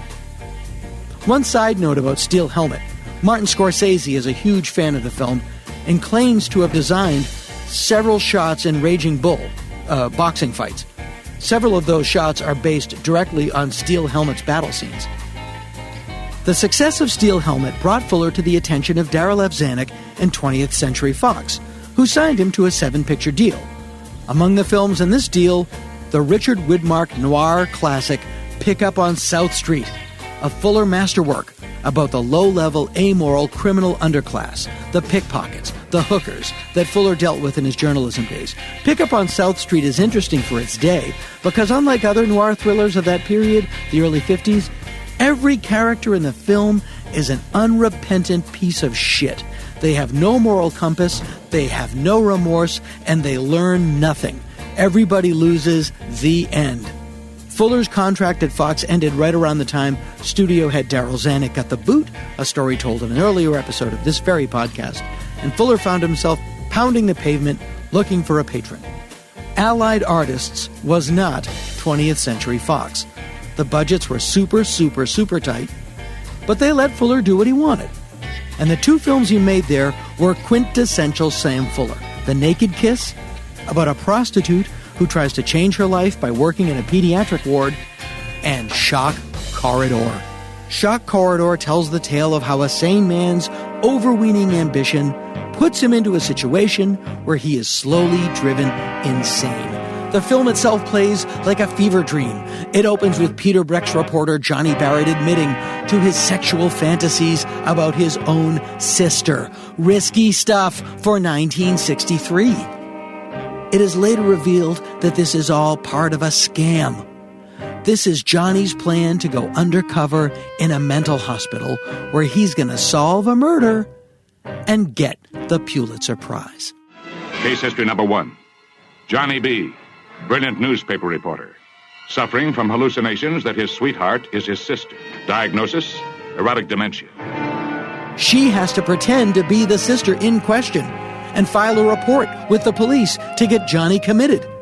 What's amazing is Johnny's girlfriend, played by Constance Towers. She could not look more waspy. Blonde hair, a thin aquiline nose. Constance Towers was who you cast to play a bank president's bitchy daughter. But in Shock Corridor, she's a stripper. Case history number 2. Kathy B. Stripteaser. Young, intelligent, beautiful. Do you think I like singing in that sewer with a hot light on my navel? I'm doing it because it pays more than shorthand or clerking or typing. I know that. Kathy's torrid performances, however, reveal her avid reaction to the excitement of male audiences. Diagnosis, manic sensualist. Oh, who isn't? Kathy B., an arrogant reporter's stripper girlfriend, a stripper who haunts Johnny in his cell at night as he conjures images of his love in the wee, small, lonely hours. Once Johnny goes into the hospital, it's a race against time. Can he solve the murder and secure his precious Pulitzer Prize before he himself goes insane? For you see, as Ken Kesey would illustrate later in One Flew Over the Cuckoo's Nest, a sane person cannot live among the insane indefinitely. An insane society will corrupt the sane individual until they conform to the norms as they perceive them. Enjoy your Pulitzer, Johnny. Too bad they won't let you out of your padded cell to enjoy it. Sam Fuller, tribune of American lowlifes, especially when they occupied high places. Now maybe you'd like to see Shock Corridor, or The Naked Kiss, or Steel Helmet, or The Baron of Arizona, or The Big Red One, or any one of Sam Fuller's many excellent films. You might want to read some of his beautiful pulp novels, like Brainquake. It's easy. Go to DanaGould.com, click on our Amazon banner, and shop away. You get what you want, and for no extra charge, we get a couple extra beans to keep the lights on here. Also, try going to the homepage at DanaGould.com. You'll see options to donate to the show or subscribe through PayPal. Every cent goes back into the show. I promise you, no one is making a fucking dime here. We appreciate anything you can do. Last but not least, visit our store at comedyfilmnerds.com for signed Dana Gould Hour merchandise, including our new t-shirt, which I didn't sign. I'm not going to sign a t-shirt, but it's got a beautiful design by the great Ben Walker. comedyfilmnerds.com.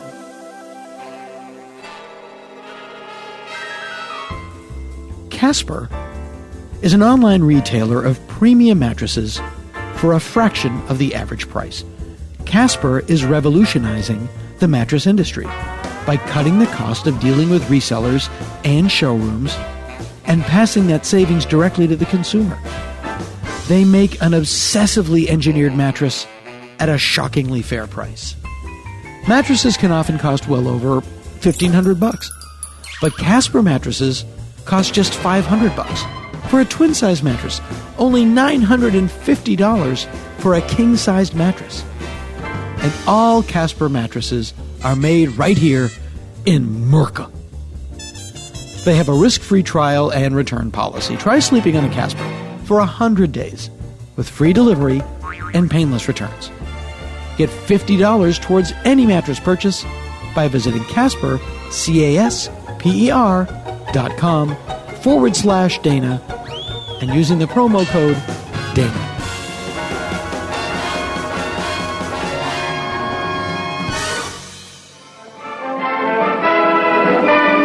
Make sure you get yours and enjoy it now.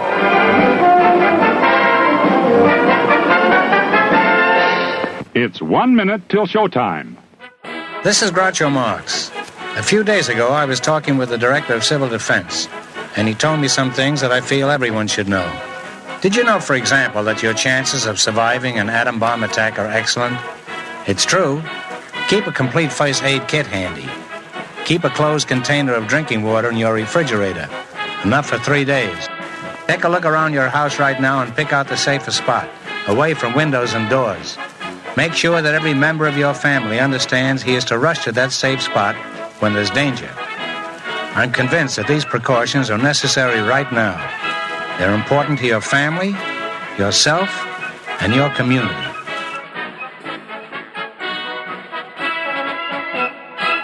Settle back now, content, comfortable, well-fed, and ready for some fine entertainment. Is everybody happy? Then let's go.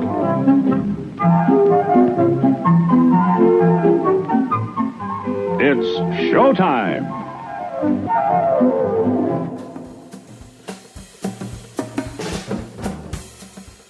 You know, there is no Democratic analogy to Trump because George McGovern, although he was more of a Cruz. He was what the grassroots really wanted. Yeah, he was a professional politician. He was a rational adult. Yeah. Look, I was saying for 2 years that Cruz was our McGovern, and he would have lost 40 states too.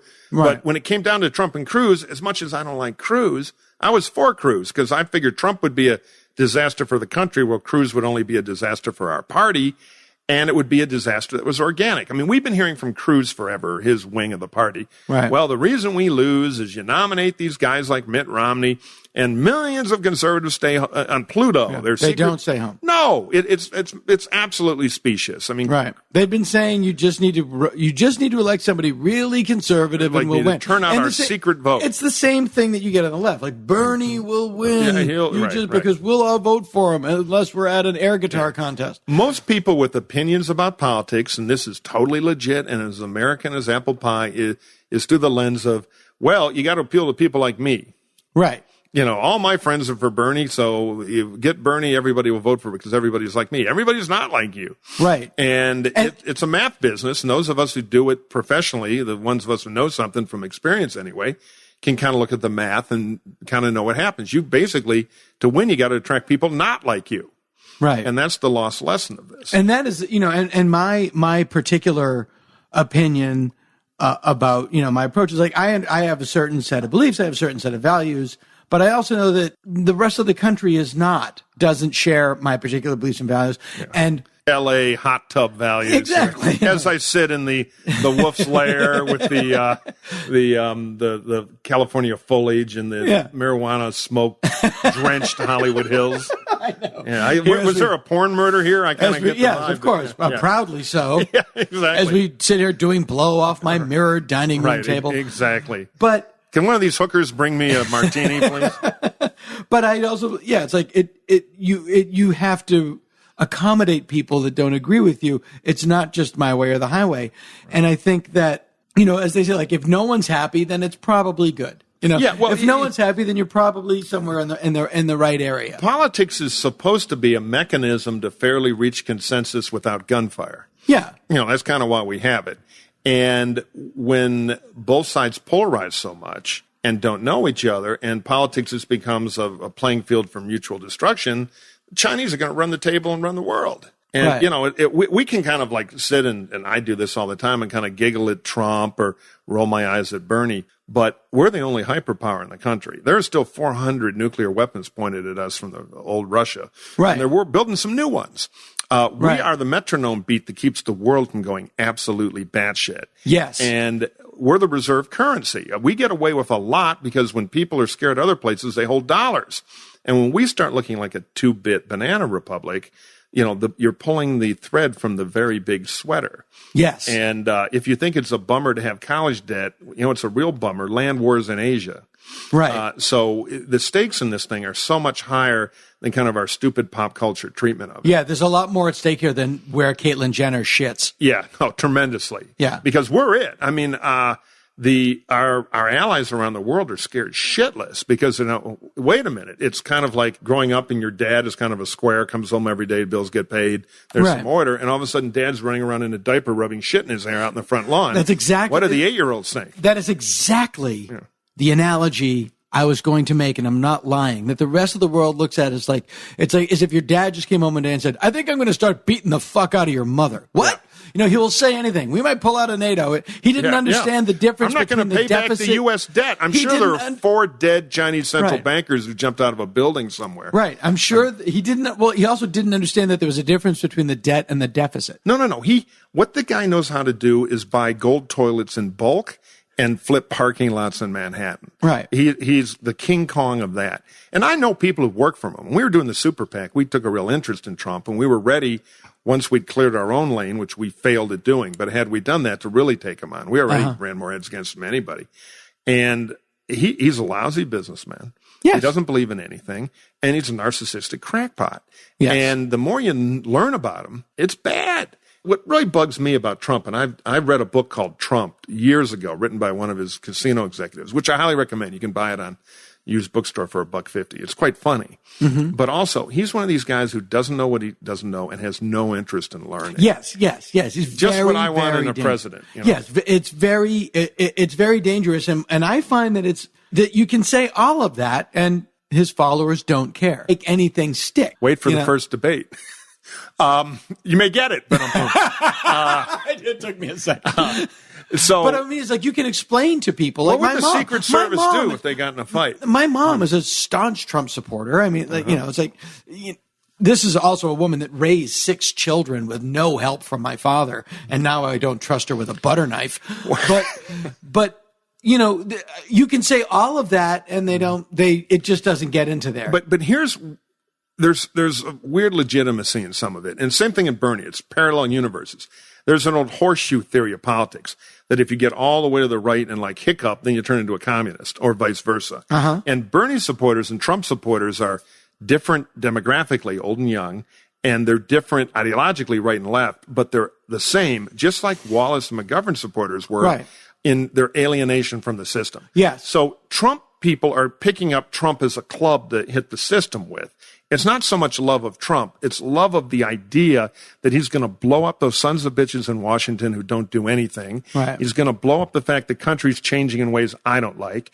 He's going to blow up the fact that I now have somebody to blame for all my problems, some alien force that came in. I'm a victim. And so there's a lot of that in this country because the middle class has been screwed for a long time. Right. There's a lot of that in this country because the middle class has been screwed for a long time. And so Trump is kind of a blunt instrument of rage. And if he is elected, for whatever happens, you know, solar flares. Right.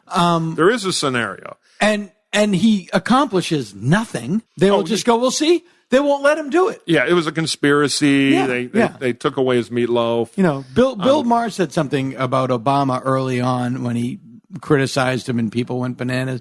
He's like, he's not your boyfriend. He's flawed too. You know, tort reform should have been a part of the healthcare thing. Again, I think the numbers are so rough on Trump and the reality will catch up with him that I think it's extremely unlikely he could win. The only thing I worry about is a black swan scenario where there's some kind of peristyle attack in the U.S. right before the election, and there's some kind of spasmodic reaction. Right. The other problem is Hillary is such a horrible candidate. It gives me a migraine headache to think about this because I hate the outcome so much. But if Hillary were smart, she would stop screaming at rallies and trying to imitate Bernie and instead do more of a two-way conversation thing, which she's much better at, with people around her who reflect America, and go out and open a writer's room here in L.A. and get a bunch of joke guys and hire some young comics and train a couple of congressmen just to follow Trump around with insult comedy every day. Because Trump would respond, and then she'd be up at 30,000 feet. I mean, I'm waiting for, just to do his... Because he's basically doing like a bad Rickles, Don King, or Alan King bit. Right. And give it to him. Give it to him right back. He'll spend the first half of his rallies responding to it. Trump's Secret Service codename ought to be Spanx. It's a Dennis Miller style joke there. But he'd go nuts and you could tie him up that way. Yeah, and he can't not respond. My worry is that she'll try to turn herself into a Trump, and God, that'll be awful. And she'll be worse at it. And that is one of the problems that she has. And, she is still fighting a primary against a candidate who can't win and won't quit. But yet could win if the superdelegates change their mind. Highly unlikely. Highly unlikely. Because in the elected delegates, it's a close race between Clinton and Bernie. But, the superdelegates, which we don't have on the Republican side, that's a little Democratic convention. That way the wisdom of Donna Brazile is, preserved forever, even though nobody has elected her to opine. Right. Hillary's problem is that Bernie can't really beat her under the current superdelegate constellation. But Bernie owns voters under 35 in the Democratic Party. And these finicky millennials don't always like to show up to vote. Right. Great thing for my side. But so Hillary has the problem, to quote the old Russian proverb, she has to wash the bear without getting his fur wet. Right. She has to smother Bernie without pissing off his people. Right. Which is going to be tricky because that turnout dynamic in a general election is part of her formula to win. My guess is she'll create a fight at the convention for the Bernie folks to put that energy into, which would be smart. Maybe getting rid of superdelegates once and for all. Give them a new crusade that's not screw Hillary. Right. Because they need a crusade or they go away. And there is a point. I mean, if you look at how profoundly the Tea Party has influenced the Republican Party and how Occupy Wall Street has done nothing, it gives you an example of the importance of follow through. Well, the same drivers. Yeah. But what's happened to us is one showed up on election day and one went to an air guitar contest. We also had more candidates who could carry that. Trump, Cruz, Rubio tried a little bit. And so there was a vessel to contain the point of view. I would argue that some of Bernie's gas is the same as Occupy Wall Street. That's what I mean. But I don't know if there's the follow through and the commitment to show up. Right. If there weren't super delegates, though, in the Democratic side, it would be California would decide the race. Right. We'd be on fire right now. Right. All the California political hacks are so pissed off. For the first time in decades, the money train's finally coming through town. And then boom, it all died in beforehand. And the other thing about Bernie is people always say, well, he beats Trump in all of the polls, but he's not been defined yet for the general. And let me say the unspeakable. I think a lot of Republicans have not criticized Bernie Sanders for a very good reason. I think they would love to run against Bernie Sanders. Yeah, I think Bernie would be pretty vulnerable. Here's a little inside trick about summer polls. The value of figuring out an election based on summer polls is the same as getting craps advice from the drunkest guy at the bar in the casino. Right. Because the polls are just a noise meter now. Uh-huh. The best thing is most people's voting is kind of predetermined by history. 43% of the people in the country, thank God love them, will vote for a Republican no matter what. About 45% for a Democrat no matter what. And then, you've got the rest that are persuadable, though historically they tilt one way or the other. These days, more Democratic. Yeah. So the elections really only about 1 out of every 8 people. Yeah. And that swing group takes all the stimulation of the election and waits till the end and then votes. So polls until really after the presidential debates aren't that predictive. But the media's in the polling business. I often joke that if I ever got the particularly interesting job of being the head of Red Chinese intelligence, I would... That would be a stretch. Comrade X. I would immediately spend a lot of money bribing media pollsters because where these noise meter polls go totally drives the coverage. Right. Totally. And the conventional wisdom, because the hairspray brigade on television, I'm too bold to have hairspray or I'd be a card-carrying member. They read the poll average in the morning and then reverse engineer opinions to look smart. Not that they know any. I'm not talking about everybody. There are exceptions. But a lot of them, one minute they're covering the flood, the next minute the space launch, and then they got to be smart about politics. Well, the polls sure, and they just repeat conventional wisdom trope. Right. So watch that polling. It's a little misleading.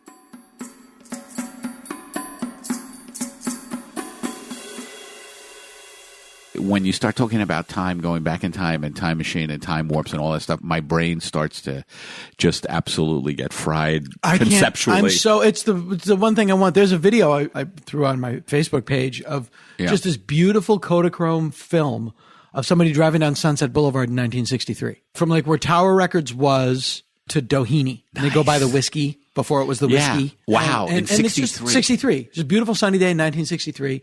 And they're just filming, driving down Sunset. And it's just like, it's gorgeous. It's like, I want to go back. I want to do it. That's why I loved that book so much. Yeah. The idea of going back in time just thrills me. Boy, LA would be so less crowded. The 9000 building isn't there? There's all this weird stuff. That's because I have to show it to you. It's really amazing. I even love doing that, like watching old episodes of Columbo. I do that all the time. that's on MeTV. Like, like you watch Dragnet and you're like, CVS was a baby shoe store. And the bank was an Arco. Yeah, I love all that I feel stuff. like an old person now because that's all I do is like stop the tape. I still call it tape. Stop the DVR, just like the DVR and just like go through like, holy shit, this is in the valley. Columbo is in the valley at the gas station that we go to at the corner of Moore Park, blah, blah, blah. And I love, and Adam 12 is big on that too. A lot of Adam 12. Is that right? Adam 12? Yeah, a lot of neighborhoods in Van Nuys. And it's so funny because the TV shows that I watch that give me comfort, my video mac and cheese, so to speak, are not the shows from my childhood. They're not the shows that were on in the late 70s. Yeah. They're the shows that I watched in the late 70s, which were reruns of shows from the 60s. So like I watch Dragnet, Perry Mason, and all that stuff because that's what I watched as a kid because that's what was on Channel 56. And they were already reruns. Yeah, it's the stuff that I watched in syndication as a kid.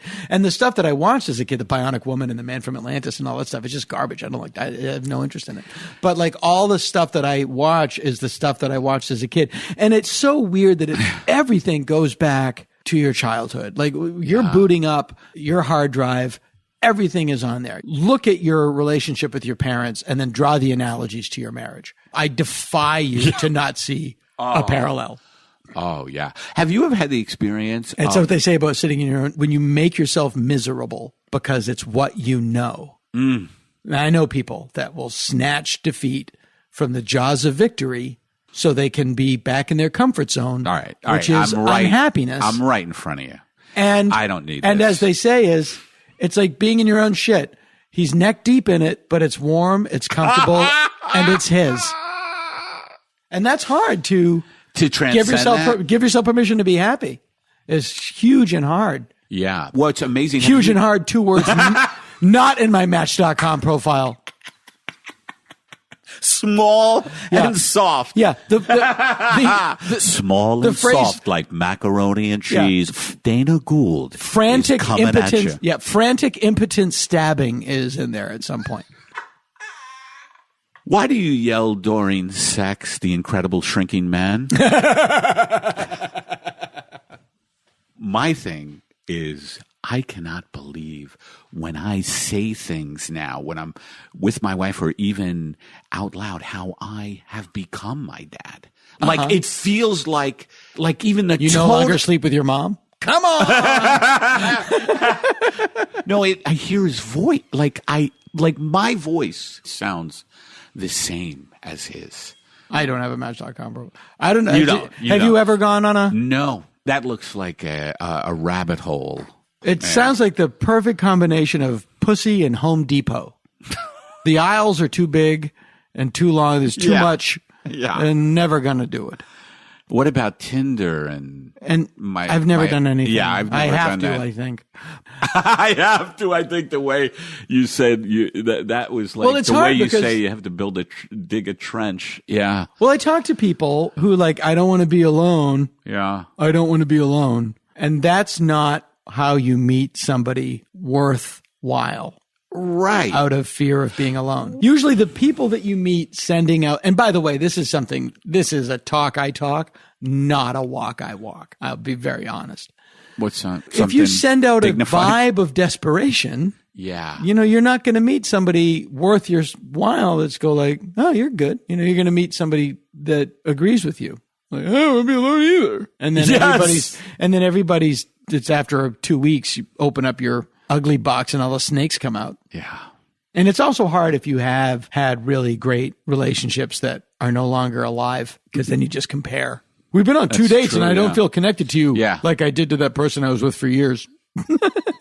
Yeah, after date 1, you're like, you don't get me. Yeah, no, sure, you just, forget it. You don't get me like the person I was with for 10 years. Yeah, no, but you do. Idiot, you idiot. Yeah, you do that. I know. What kind of ice cream do you want? Chocolate? Fuck you. I'm not doing this. How did people fucking meet? I mean, everybody says that you have to meet. Church, they met at church. No, I mean, everybody says you have to meet now on Tinder or whatever the fuck. Does it mean that we don't have any community centers anymore? Like, no, I mean, places where people go physically. That's how people used to meet. I'm blanking on a name. The woman that hosts Suicide Girls Radio. She's great. She's been on this show before. And she said, don't go online. Don't hole up in your house. Live your life. Go to the places you want to go. Experience stuff, and just go outside. And if you're doing the things that you're interested in, you'll meet people that are interested in the same thing. Is that so far off? Like, why does everybody have to go? But also, there's this whole culture, and this is where I really am going to sound out of touch. Yeah. There's this whole culture of people that are just meeting and fucking. Yeah, huh? And I didn't get that. Yeah. They're just meeting and fucking, but come on. There's gotta be emotionality behind it. Like, are they just robotically meeting and fucking? I think.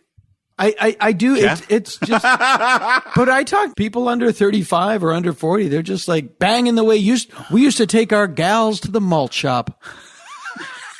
Yeah, they're just banging away like a gypsy with a tambourine. I'm sitting up here in Falcon Slayer watching Perry Mason with a 65 Ambassador in the garage, wondering. Afraid to go on Tinder. Yeah, afraid to go on Tinder. Like, I'm at the point now I see a beautiful woman and I fantasize about jacking off to her. Oh, man, it would be so great to masturbate to her. Why don't you meet her? What? That's not even on the table. I'm just imagining I had like 10 minutes in an old T-shirt. Oh, my God. Oh, man. I would have like, you know what I'd do? I'd go in the bedroom. I'd close the door. The dogs wouldn't bother me. I'd have that Husker Du T-shirt I never wear anymore. And I'd put that on the bed and I'd just let one rip. And then someone shows you a picture of her and she goes, man, you should really check out this woman. And you go, I've already had her. Exactly. You hold up the T-shirt. Look, see that pile over there? That's some of the prettiest women in the world. You see that? You see that pile of stiff T-shirts standing end on end like glaciers because they're stiff with ejected loneliness? Oh my fucking Because God. they are now hardened with the Elmer's glue of solitude. The ejected shampoo of my isolation. The Jergens lotion of desperation. Oh, I could go on and on. They all work. I could go on and on. We all know what I'm saying.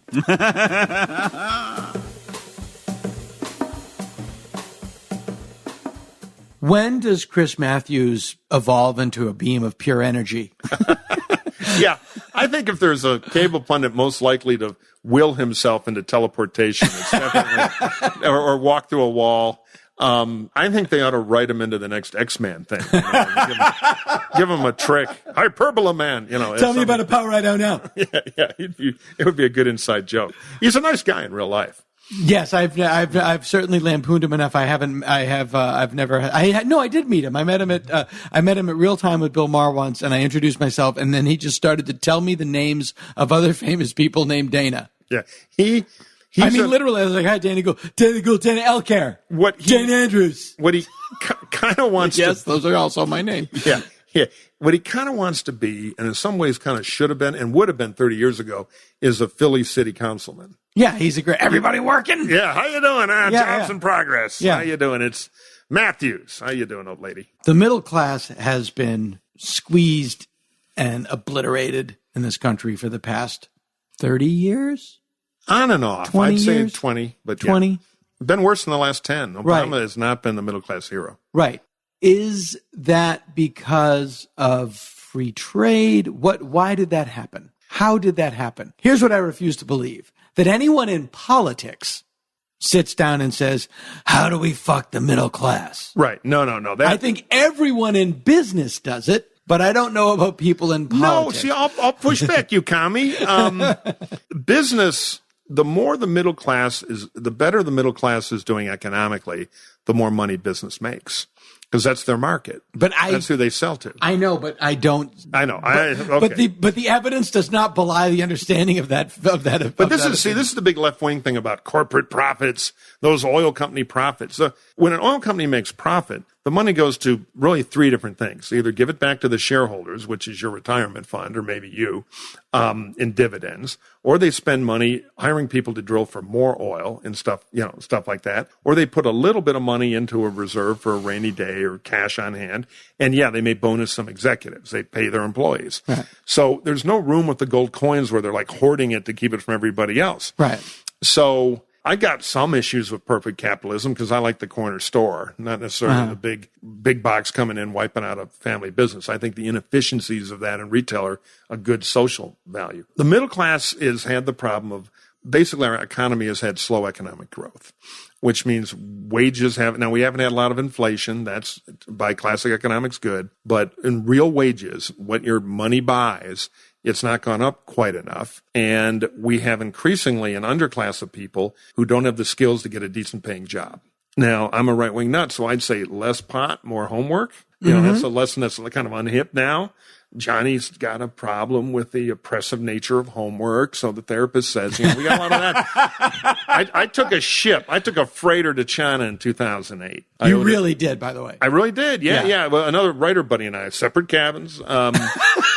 Everybody says, you took a freighter to China? Was it like a knife fight for a coconut in the engine room? No. You're in it's like a German technical college. You got a little room with a bed. Because I owed a script, actually, to HBO. Right. And you had to lock yourself in a room to do it. Yeah, Business Affairs Online, too. I've been in that situation. Yeah, no, exactly. So where is it? Where's what? took to the high seas.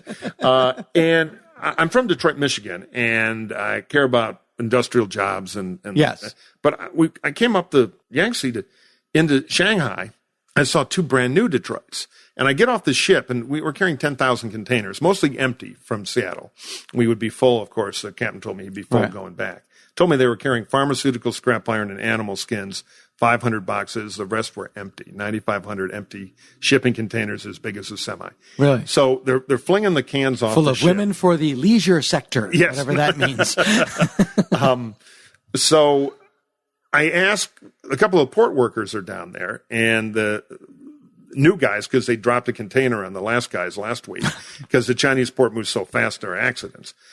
So told the officer told me. But anyway, I get off the ship. I've been to China several times. Yeah, so you get the vibe. Yeah. And a couple of port workers wanted to talk to me to practice their English. Now, at the port of Long Beach, I never walk around. Can I try my Chinese on you? Right. Or my Spanish or my anything else? So it wasn't great, but they knew a few words. And I asked one of them, do you have a union? Not really.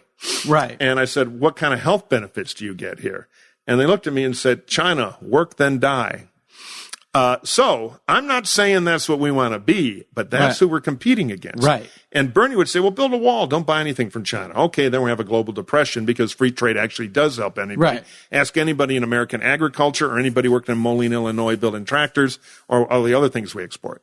The whole, we have to be a little tougher in our trade deals, but free trade has been proven 1,000 times. A trade war started the Great Depression.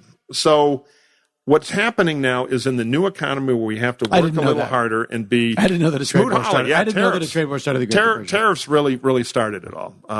Smoot-Hawley is because trade wars sound that did ring a bell from some class. Screw the foreigners, Right. Well, it's an easy message. But what we have to do is educate people to have high productivity jobs. Right. Which means the schools have to work. Yes. Which means also families breaking apart is a problem. We don't like to talk about that because it's all judgy and, we can't judge anybody. Everybody gets a trophy, but it is an issue. So when we start having, what we have now is the economy is dynamic enough that people who went to college and worked pretty hard are doing pretty great.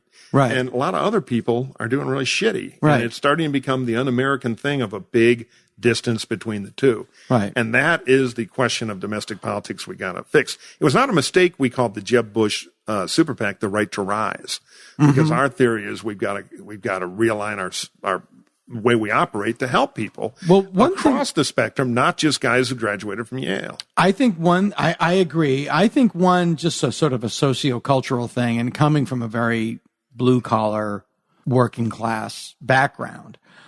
One of the things that works against the motivation to rise is just kicking back and thinking we're number one. Oh yeah, there's a lot of that. That prohibits holding on to that spot. Yeah, that's what I hate about and Trump. It's like, we're number. Yeah, I agree. The wrestling chant of USA number one. Yeah, all the we're time. number one in what? Yeah, we're number one in what actually? And we are a great country. We have, we are the envy of the world in many ways. But we don't shit ice cream out of a platinum butt. Well, I would say we are number one, but we've stopped working very hard to earn number one, which means it'll melt away. Yeah. We're number one, but other people want to be number one, and they're working harder than we are. Right. They wouldn't mind being number 17. They'd like to have a life expectancy other than 60.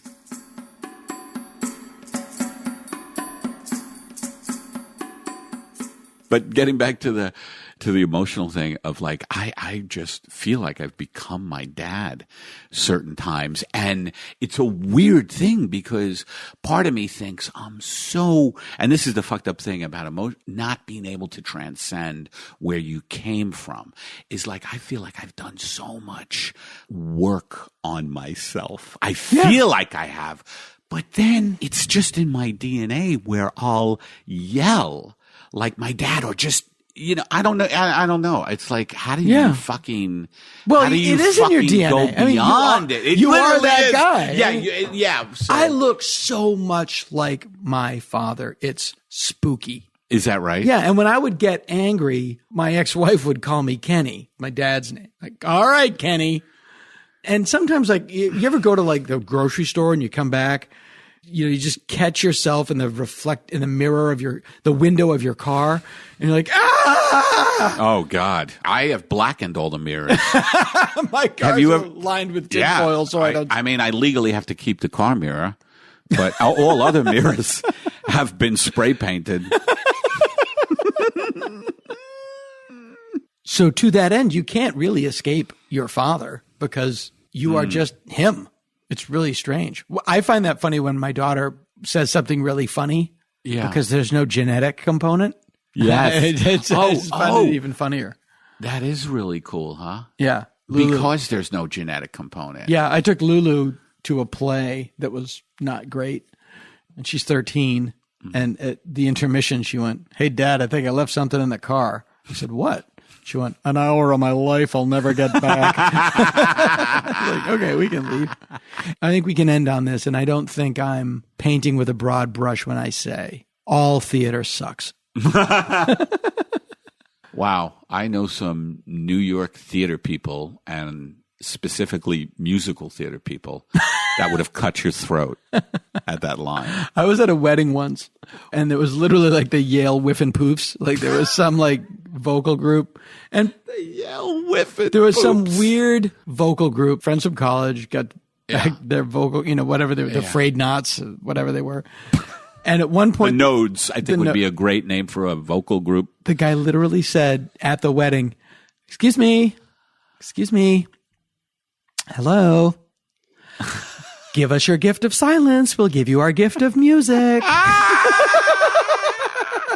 Can we say that as comedians now? Give me your gift of silence. I'll give you the gift of laughter.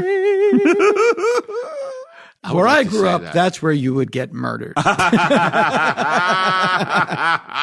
But so, Ed, how do we do this? You're a Bernie Sanders man. Yeah. I don't think he's going to get the nom. Yeah, that's. Are you going to hold your nose and vote for Hillary, or are you just going to forget it? I couldn't vote for Hillary. Really? Yeah. I mean, in good conscience, I couldn't vote for Hillary. I mean, if it's just. That is a vote for Trump. I wouldn't vote for Trump. Right, but if you don't But I wouldn't be voting for her. I mean, just. I don't think it will matter because he's not going to win California. But if you were in a contested state, you'd have to vote for Hillary. I would be just so, well, that's the thing is I'm so pissed off. Right. That the choice is Hillary or Trump. And that's what the country's become. Seriously. Yeah. The country has become an argument between the far right and the right. And there needs to be another alternative. Yes. You know, it needs to be, all these other countries have 4 or 5 or 6 candidates. Seriously, we have 2 candidates who are, I mean, Trump is an extreme. So yes. A historical anomaly. The Democrats, they're trying. I don't know. I think you said before that Stewart said at least the Democrats are trying. They're trying a little. Yeah. Not a lot. I mean, I loved the fact that Sanders talked about the economics that really need to be talked about. Sure. The Wall Street crooks and the billionaire class and just all that stuff. And so to vote for Hillary, it just feels like a horrible, horrible betrayal of everything I believe in. Uh-huh. You know, and it's this whole thing. The whole American political scene has become, it's the lesser of two evils thing. But that has become what the election is all about lately. And I would argue that if it is the lesser of two evils, is it not immoral to vote for the lesser of the evils? You know, I knew a lot of people that thought that there was no difference between George W. Bush and Al Gore, and I bet there is. Yeah. That's the year that everybody blames Nader. Yeah. I think because for running, and I don't blame Nader. Well, he has a right to fucking run. He has a right to run, but I am one of those. Why doesn't Gore be a better candidate? I agree with that, but there's also just a pragmatic thing of like, if Nader wasn't on the ballot, Gore would have won. See, that's the whole thing. That's what the country's come down to. Yeah. Is this pragmatism between shit and shinola. Mm-hmm. Vote for Bernie and let him get the nomination. Yeah. If he doesn't get the nomination, then he doesn't get to run. If he gets the nomination, vote as an independent. Can he run as an independent? Yeah, but he could. But the way our system is and the way our population is, if Bernie Sanders ran as an independent, there's a reason Donald Trump wants him to run as an independent because Donald Trump wants to win. Would it be the scenario where Sanders would siphon off votes? Yes. That's why Clinton beat Bush because of Ross Perot. Yeah. Ross Perot got 19% of the vote, I think. Well, then on the other hand, just what we talked about, if Trump gets it, like everybody is so fucking petrified about Trump. I was just like, let him in and let him trash the place. Well, no, I mean, if Trump gets in office, we just said that these candidates are hood ornaments on trucks. Yeah. Right? What is going to happen? You know, I'm not worried about him. I'm worried about the fucking goons that he will bring in with him. He has already said that his energy secretary would be this guy that's a famous climate change denier. Oh. You know, it's like, that's what I'm worried about. Well, we've already just the environment. I mean, it's dire. It's dire what's going on with Democrats. I mean, with our system in place, the environment has become a commodity because of corporate greed. Yeah. I mean, fracking, what fucking oil companies are doing with fracking alone, but nobody wants to know. No one wants to talk about fracking. People are more concerned about how fracking is not sexual slang. Exactly, though. That's so true. A Google search for anal fracking brings up nothing. But I don't even have... my jaw is still on the floor. Look, I don't even have kids. And I think any serious person who has seen a satellite picture of the Arctic. We're fucked. Mm-hmm. This is what will happen. What will happen?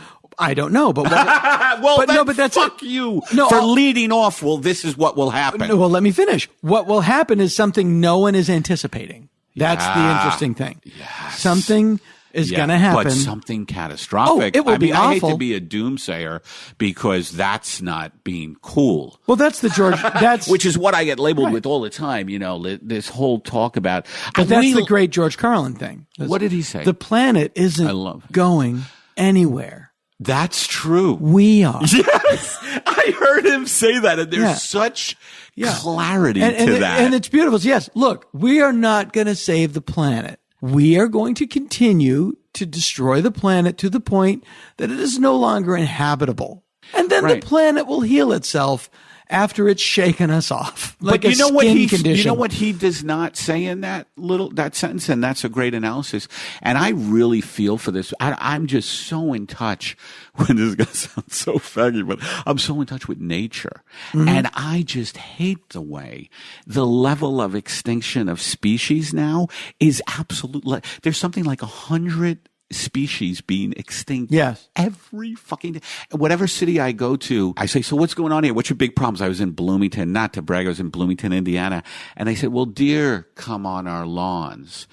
These fucking poor animals, they have nothing to eat anymore. And they come, I mean, every day on the fucking news in LA, a bear is in Target. Yeah. And the cashiers are nervous about these bears.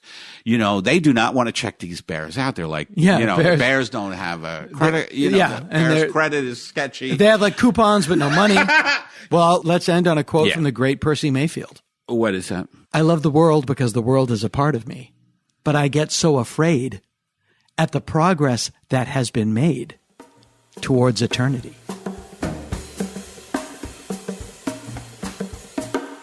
The good news is I'm still an optimist because we still, believe it or not, have the best legal system, the best innovation culture. We have the best universities.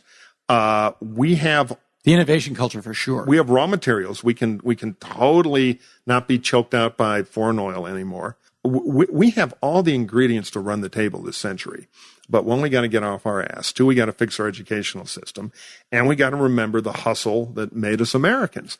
And we need a system where people believe in the American dream, where anybody can get ahead. And we've lost our grip on that. And if we don't get it back, we won't reach our potential as a country, and we're screwed. So there it is. And people say, "Oh, that sounds hard." You know, I go, "Look, you know what was hard? Anzio Beach was hard."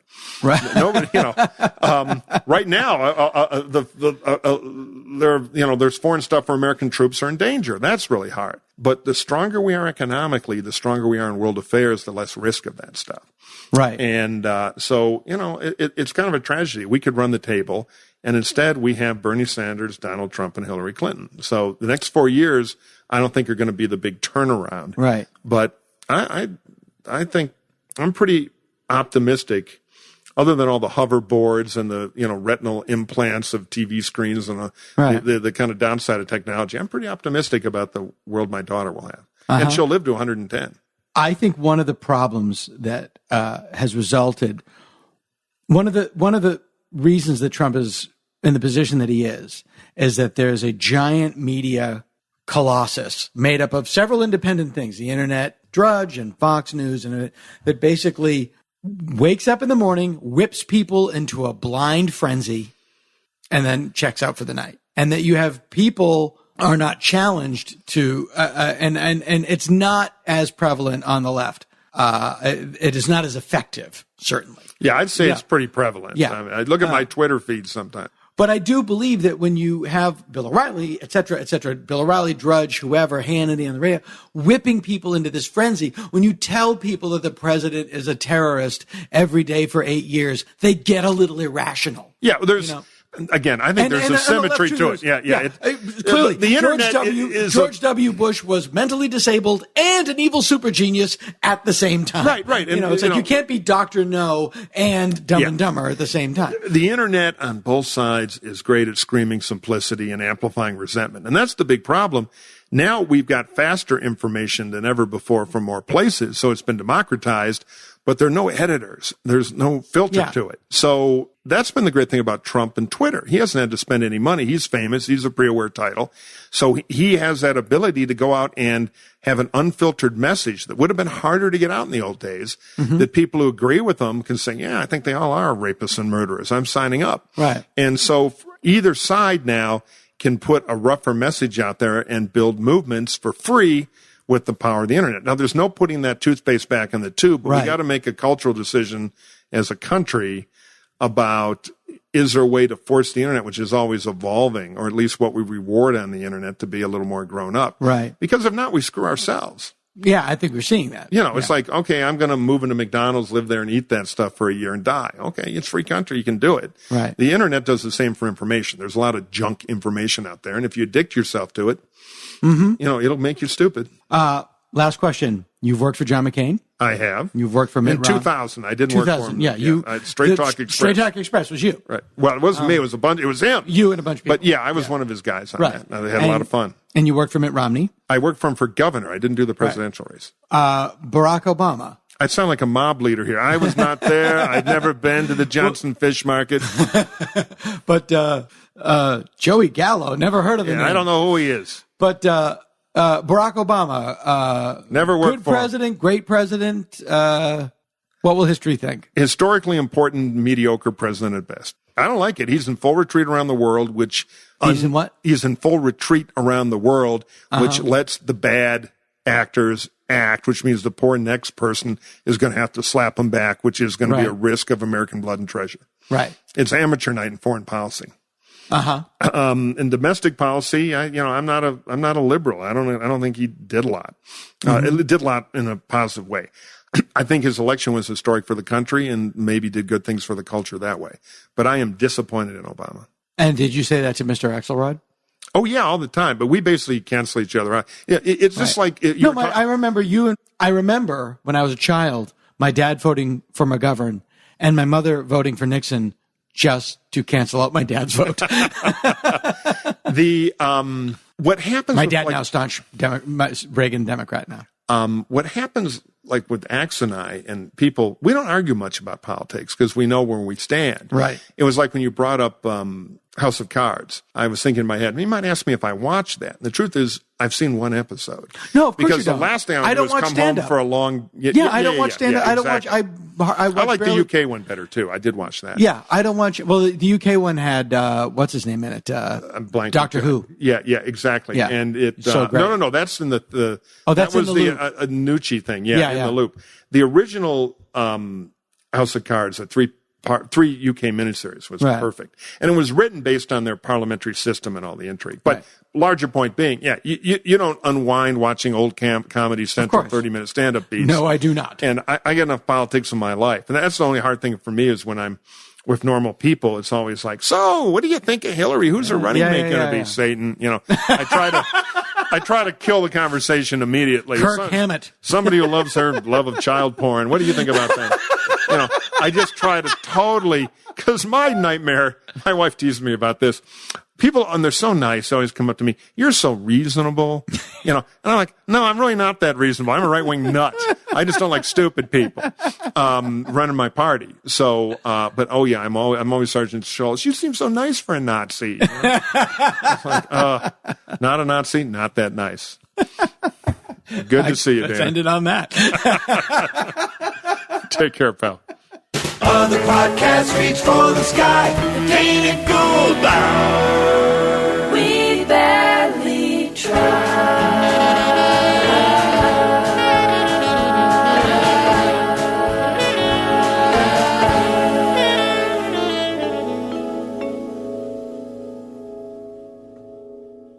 This has been the Dana Gould Hour, brought to you by the Internet.